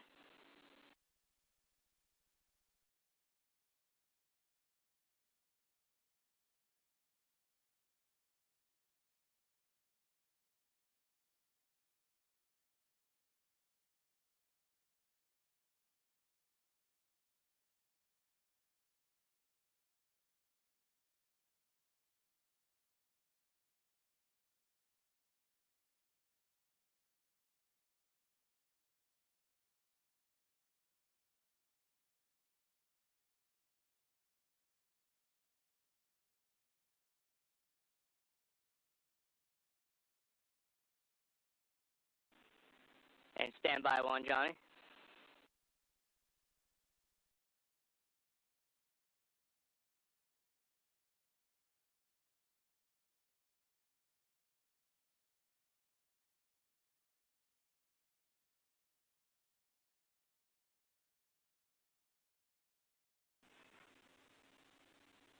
And Johnny, that was a good voice check.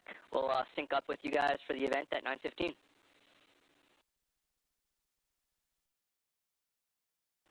And actually, Johnny, if you're offering up, we'll take the backup voice check as well on the other camera. Sorry to make you float away.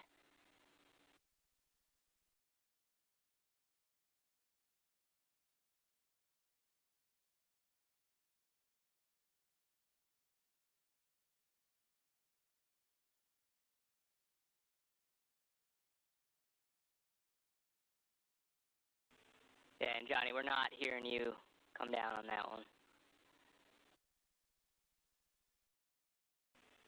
And Johnny, we don't need the troubleshoot. We like the primary, so no worries there. Copy, thumbs up.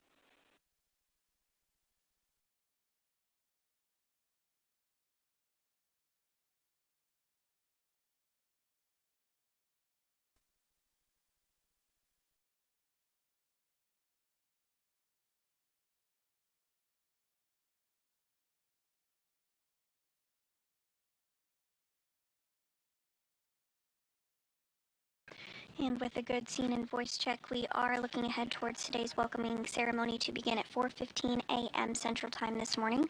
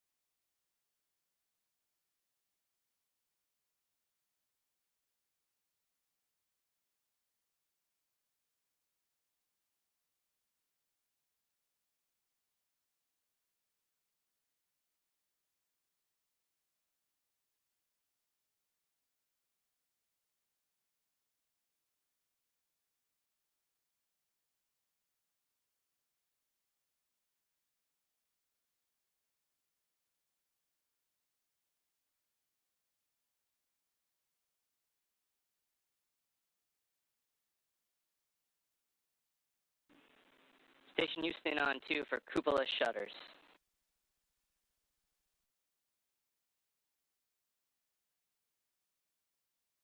On 2. Hey, so we're getting close to a cupola temp constraint, which will require us to close the shutters. The last thing we'd want to do is interrupt you guys during the PAO event to do so. So we're going to ask you to go ahead and close those shutters. And we definitely apologize to our new crewmates who are probably looking out at the views right now, but we'll make it up to you guys in the back end.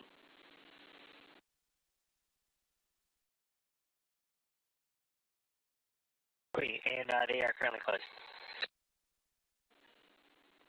Copy all. Thank you.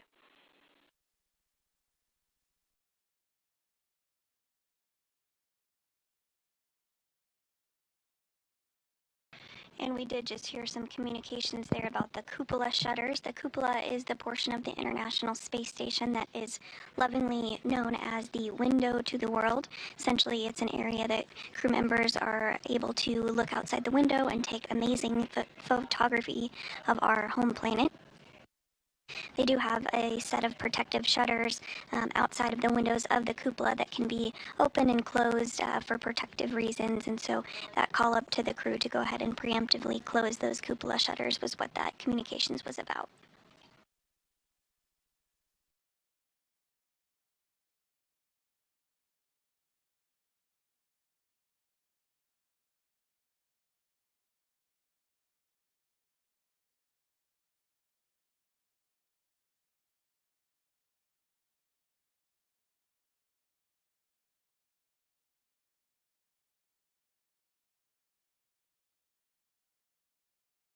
And we are now 20 minutes out from the start of today's welcome ceremony at 4:15 a.m. Central Time. If you are just joining us, you are looking at a live view inside the International Space Station ahead of that welcoming ceremony. We did have Crew-11 that docked to the International Space Station Zenith port of the International Space Station's Harmony module at 1:27 a.m. Central Time this morning. Following that, hatches were opened at 2:46 a.m. Central Time. All of this following their launch from the Kennedy Space Center in Florida the day prior at 10:43 a.m. Central. So soon we will have that welcome ceremony where all 11 crew members on board the International Space Station will get to participate in this event, officially welcoming Crew-11 of NASA astronauts Zena Cardman and Mike Fincke, as well as JAXA, or Japan Aerospace Exploration Agency, Kimiya Yui, as well as Roscosmos cosmonaut Oleg Platonov on board the International Space Station. For some statistics for you, this is Cardman's very first space flight, as well as Platonov's. It's the 4th space flight for NASA astronaut Mike Fincke, and the 2nd for Kimiya Yui.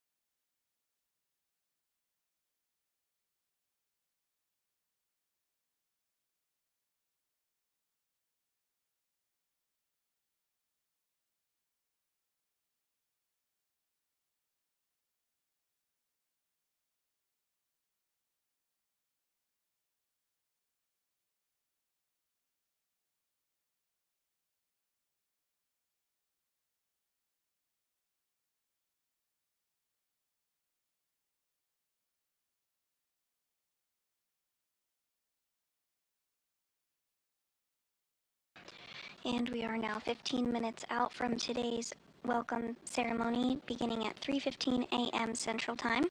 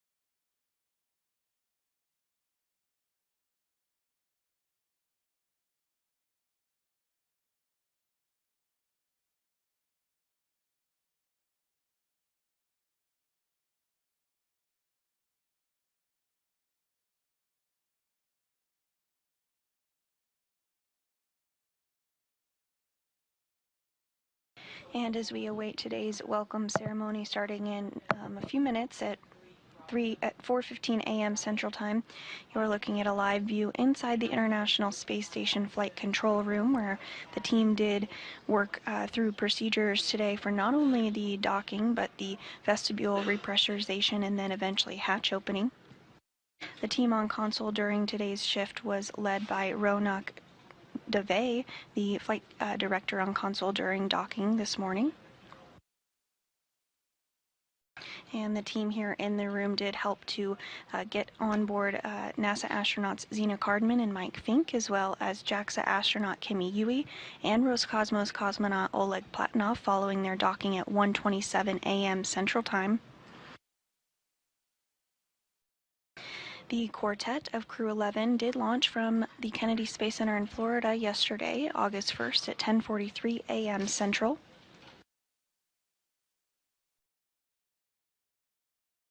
And you're looking at a view there of the Endeavour spacecraft docked to the zenith port of the International Space Station's Harmony module. To the lower left of the Endeavour spacecraft is another Dragon that will actually be returning Crew 10 back to Earth in the coming days. Crew 10 is going to work on a handover with Crew 11 that of course just arrived again this morning at 1:27 a.m. Central Time. Following that handover period, Crew 10 will undock and splash down off the coast of California, and this will actually be the very first time that humans splash down off the coast of California as part of NASA's Commercial Crew program.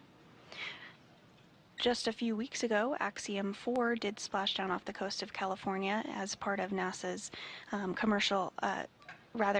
private astronaut mission aboard the International Space Station.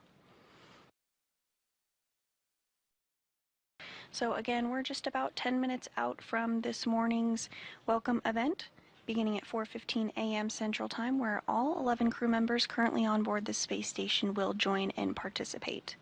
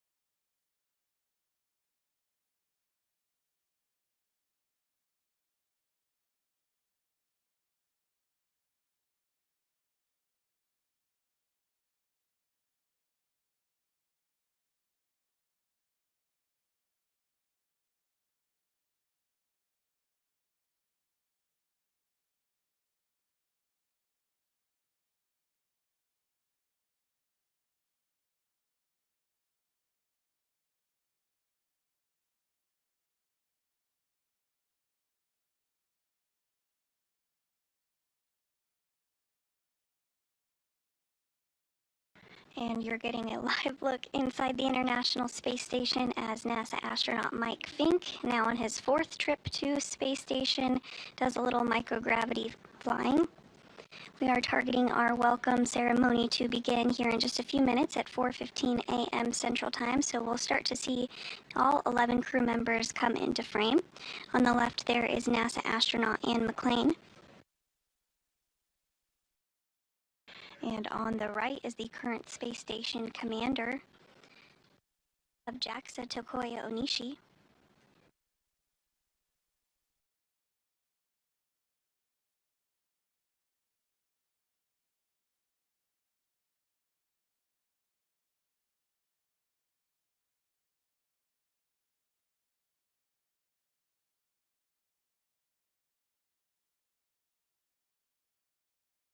And now joining in the frame is JAXA astronaut Kimiya Yui.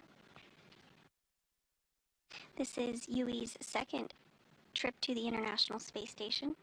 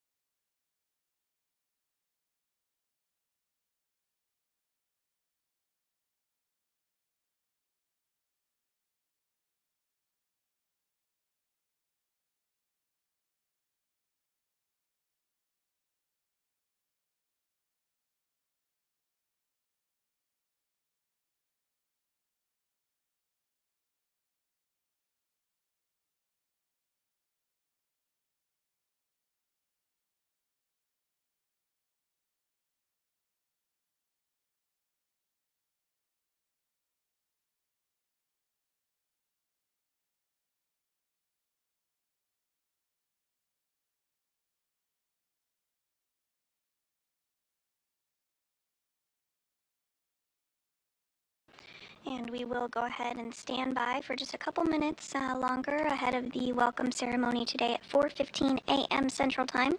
If you're just joining us, Crew-11 docked to the International Space Station's Zenith port of the Harmony module at 1:27 a.m. Central Time this morning.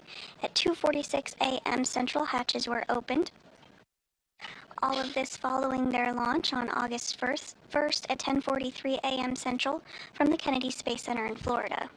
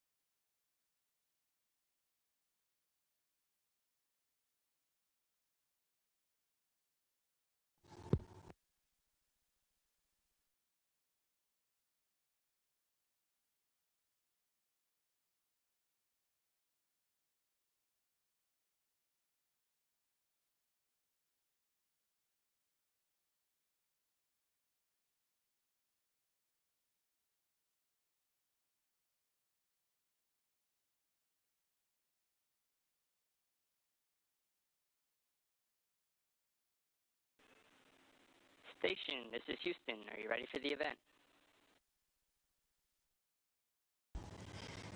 Houston, this is Station. We are ready for welcome remarks. Please begin the welcome ceremony.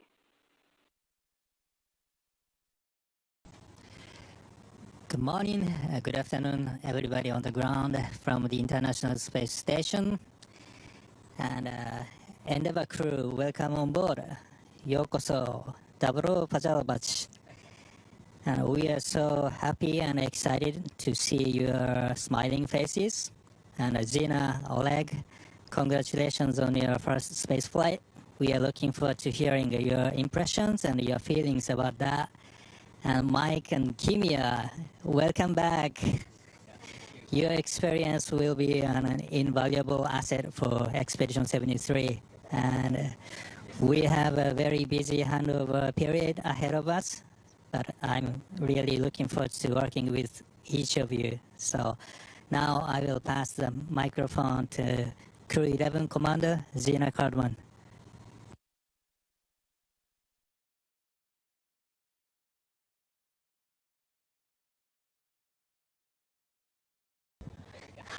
You can tell I'm new. Hello. This has been the absolute journey of a lifetime. We are so incredibly grateful to be here. Thank you so much for this warm welcome. It was such an unbelievably beautiful sight to see the space station come into our view for the first time, especially with these wonderful crewmates. Oleg and I, both for the first time, and of course Mike and Kimiya-san, have so much experience that they bring to this team. With deep gratitude to everyone who got us ready for this moment. Thank you so much. Over to you, Mike. Thank you, Zena, and thank you to the Expedition 73 crew.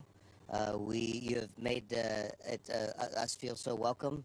We're so glad to be here. We're happy to join you, and we will do our best to help the 73 crew who's on Crew 10 to get home safely. Your friends and family are waiting for you.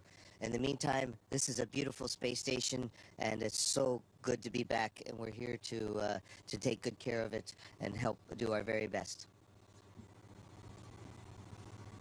Oh, thank you very much for warm, full, very, very good welcome.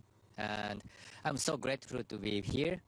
We have great Crew-11 crew members and also this expedition members. Yeah, I'm very looking forward to working with them and make this Expedition 73 the best. I'll work hard. Thank you. Thank you, Kimiya-san. I'm Oleg Platonov, and I'm also would like to say thank you very much for so warm meeting, and I believe and I hope we will have incredible and unbelievable time on board. И спасибо моим коллегам, будущим соэкипажникам. Я также благодарю вас за такую теплую встречу. И спасибо всем на Земле, кто готовил меня и наш экипаж и сделал все возможное, чтобы отправить нас сюда. Мы обещаем выполнить все наши задачи на самые высокие оценки и продвигать человечество в области космонавтики только вперед. Спасибо. Ура. Enthusiasm. Thank you, guys, and once again, welcome on board the International Space Station. And Houston, back with you. That concludes our event. Thank you to all participants. Station, we are now resuming operational audio communications.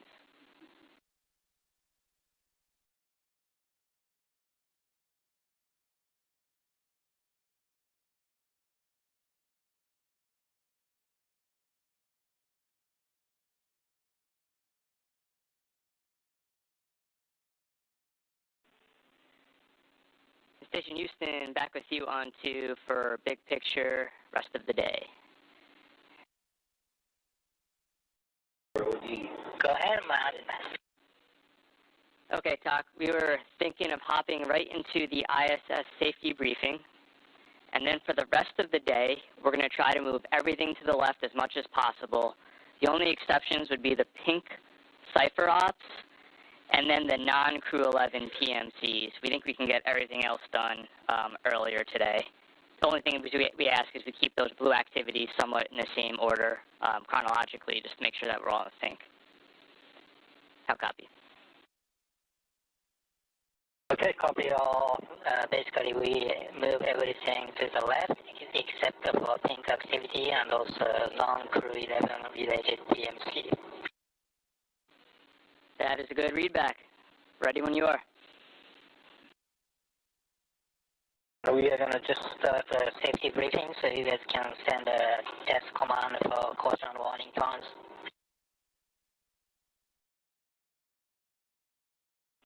Okay, sounds like a plan. We will give you a call when we're ready to send those. Do that.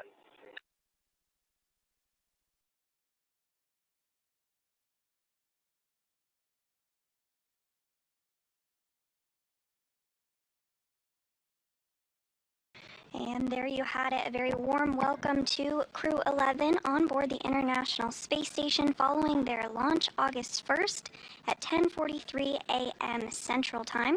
They docked today at 1:27 a.m. Central to the zenith port of the International Space Station.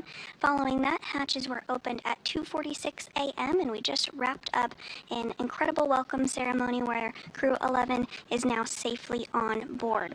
You can follow along with the mission on social media and by checking the daily space station blog, but that's going to do it for us. Thanks so much for following along on Crew-11's journey.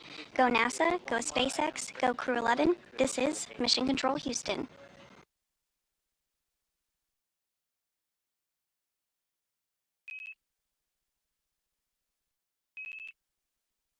All the operations that are happening on Dragon as they approach. This helps them stay aware. They do have to stay inside of their seats, so they can't look out the window very much. Very hard to see where Dragon actually is in comparison to the International Space Station. So those displays actually help them understand what's happening, where is Dragon, how close is it to the International Space Station, so that they can monitor and understand what's happening when they hear different sounds of the thrusters firing as Dragon is maneuvering. SpaceX copies on the big loop. LiO cartridge is sealed and installed.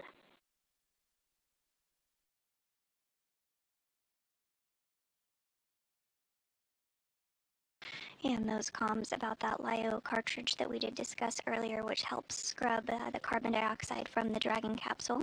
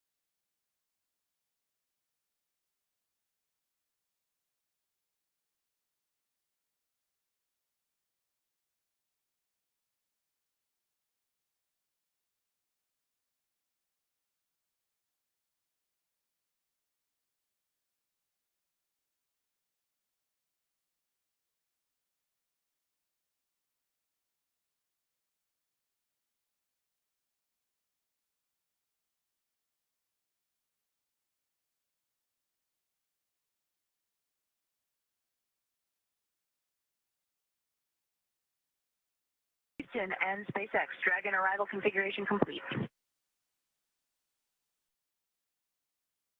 Houston copies. And SpaceX copies.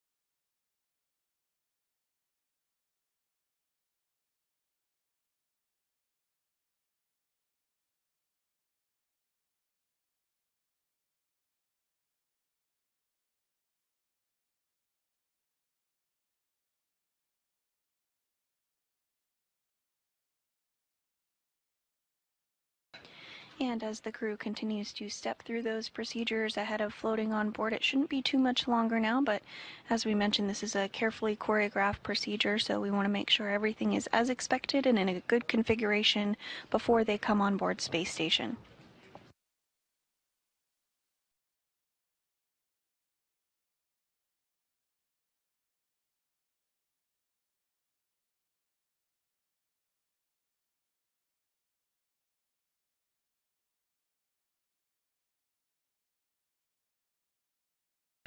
And this view inside of the International Space Station Flight Control Room, showcasing the team that has been working to step through the procedures with the crew for docking.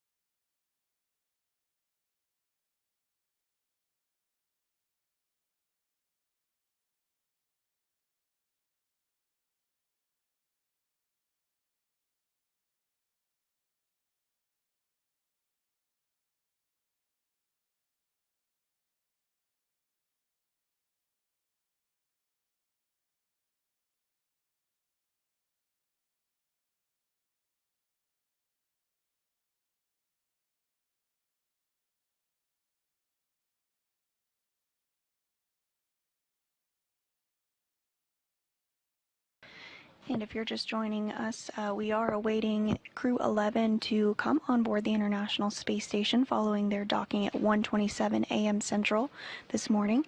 The hatches were opened at 2:46 a.m. and it looks like we are having our first crew member float aboard right now. That is NASA astronaut Mike Fincke for his 4th visit to the International Space Station.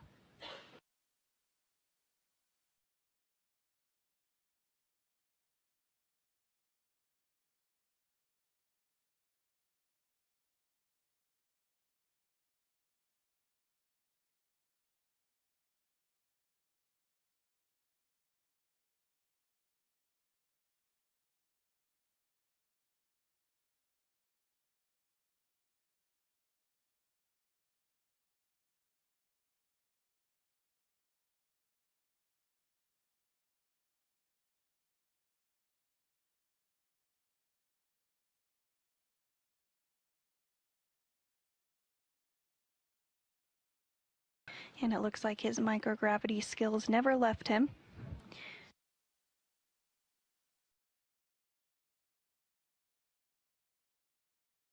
Joining in the hatch is NASA astronaut Nicole Ayers, who has helped step through all of the hatch opening procedures.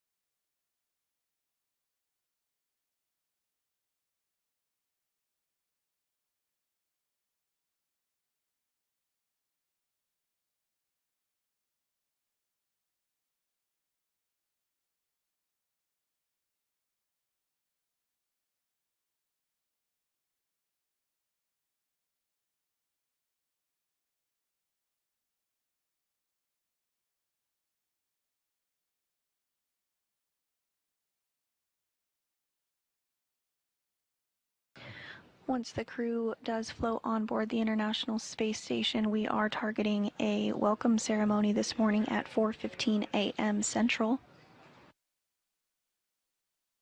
Again, if you're just joining us, Crew-11 docked to the International Space Station's zenith port of the Harmony module at 1:27 a.m. Central Time. Now coming through the hatch is Roscosmos cosmonaut Oleg Platonov. This is his very first visit to the International Space Station. Some big hugs there with NASA astronaut Nicole Ayers and Johnny Kim.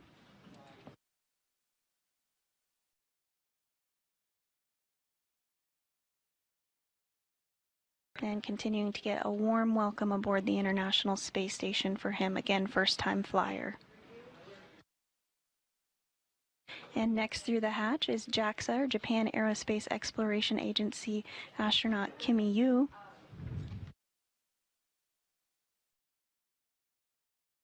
And now we have NASA astronaut Mike Fincke for his 4th time to the International Space Station.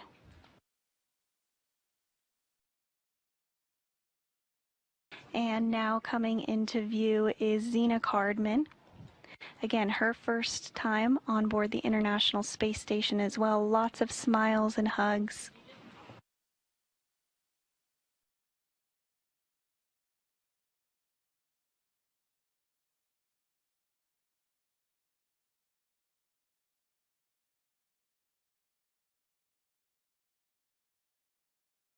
"11 humans on board the International Space Station now.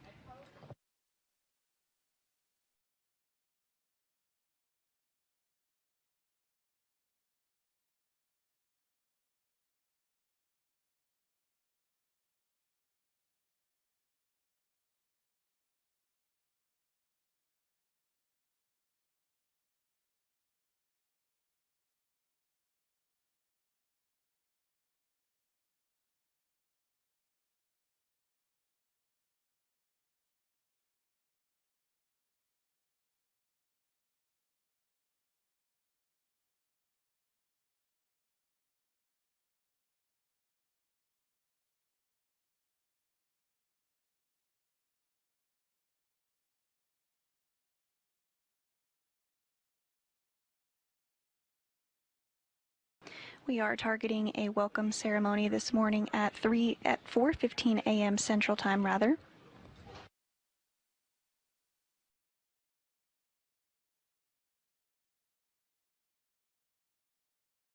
If you're just joining us, Crew-11 has just floated through the hatch of their Dragon spacecraft onto the International Space Station following their docking at 1:27 a.m. Central Time this morning. They did launch yesterday at 10:43 a.m. Central from the Kennedy Space Center in Florida.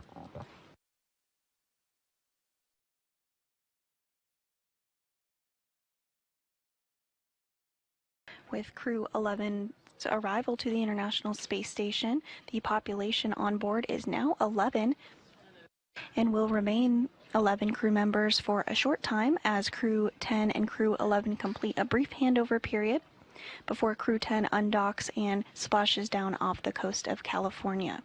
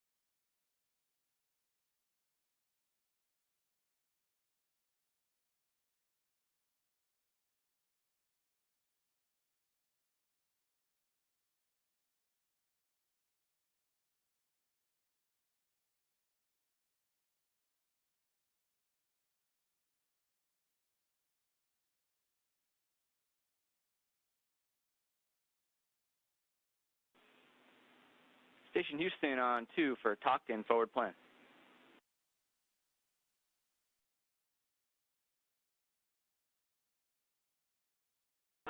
Go ahead on 2, Matt. Hey, Doc. It was great seeing the crew arrive on board. Congratulations to everybody. And just wanted to circle back with you on the PAO event. We were, of course, thinking of it starting at 9:15, but we can also pull it earlier to start around 9:02. That's when KU locks up on that Cheaters pass. And then we could do the PAO prep event scene, might check all that on the previous pass or whenever, just before that, if the crew wants to get that done early. So totally up to the crew. Keep it on at 9:15 because I already told the cosmonauts that way, so let's keep it. Hey, that totally works for us. And while I have you, after the PO event, we can have another discussion on all the other days' activities, whether or not we're going to keep them scheduled as is or pull them forward to get you guys done early. So we'll have that conversation afterwards. That basically we want to move everything earlier. Thank you. That makes sense. Appreciate it.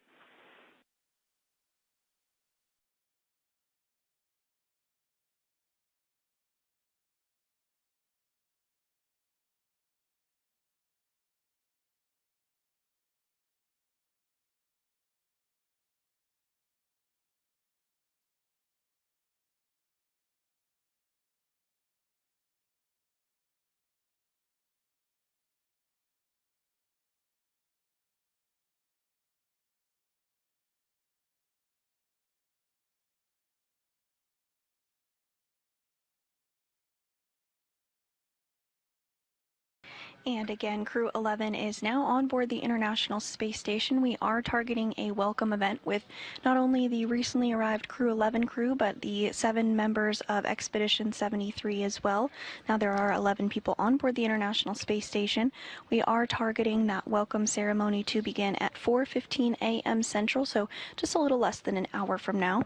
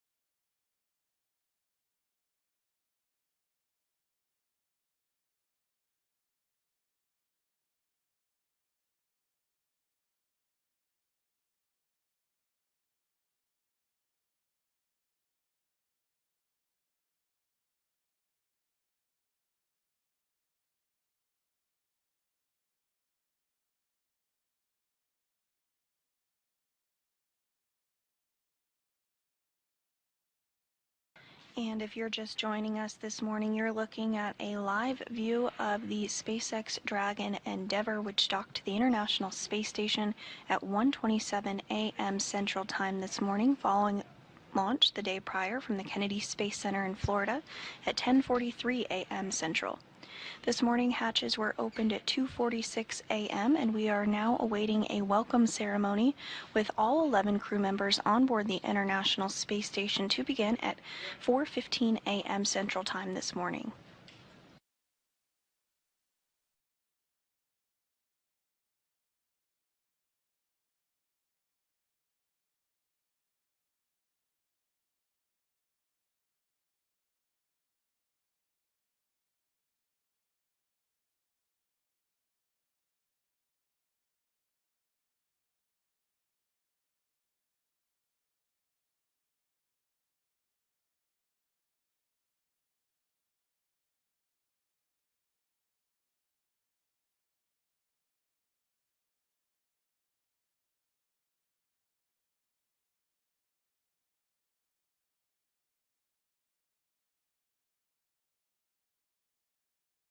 And this view here on your screen, you do see Endeavour docked to the zenith port of the International Space Station. That's the space-facing port.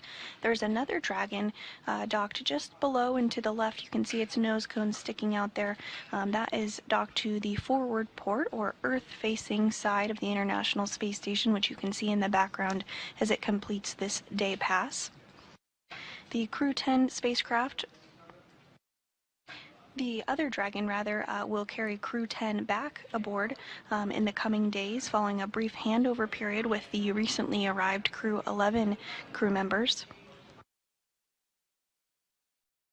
Crew-11 is the 11th crew rotation mission with SpaceX to the space station as part of NASA's Commercial Crew program. And overall, the Crew-11 mission is the 16th crewed Dragon flight to the International Space Station, which includes Demo 2 in 2020 and 11 operational crew rotations for NASA, as well as 4 private astronaut missions. While on board Space Station for their science mission, the crew of Crew-11 will perform research, technology demonstrations, and conduct maintenance activities aboard the orbiting laboratory. And they'll also be on board Space Station for a very special milestone later this year. In November, the International Space Station will celebrate 25 years of continuous humans living and working aboard the International Space Station.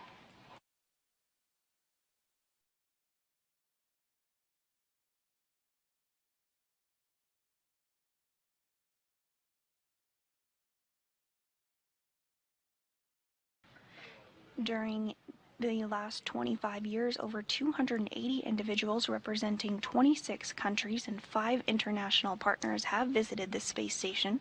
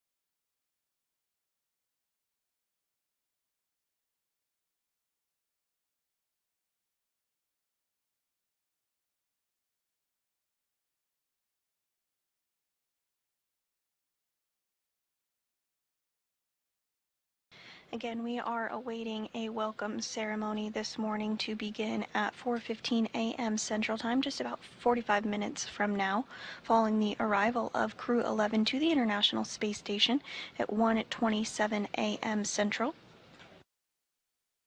Crew-11 launched from the Kennedy Space Center in Florida yesterday at 10:43 a.m.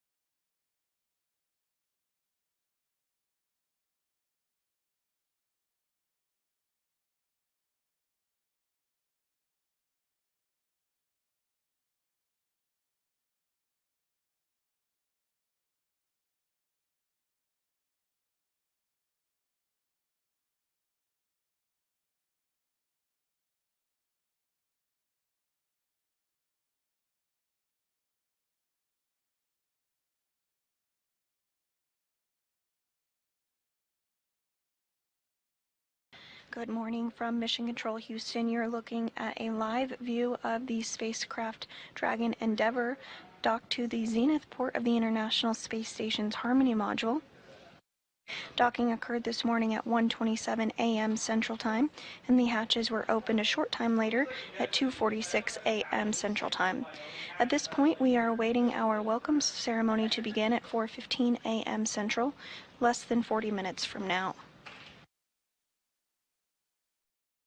Crew-11 carried NASA astronauts Zena Cardman and Mike Fincke, as well as JAXA, Japan Aerospace Exploration Agency astronaut Kimiya Yui, as well as Roscosmos cosmonaut Oleg Platonov to the International Space Station, following their liftoff from the Kennedy Space Center in Florida at 10:43 a.m. Central on August 1st.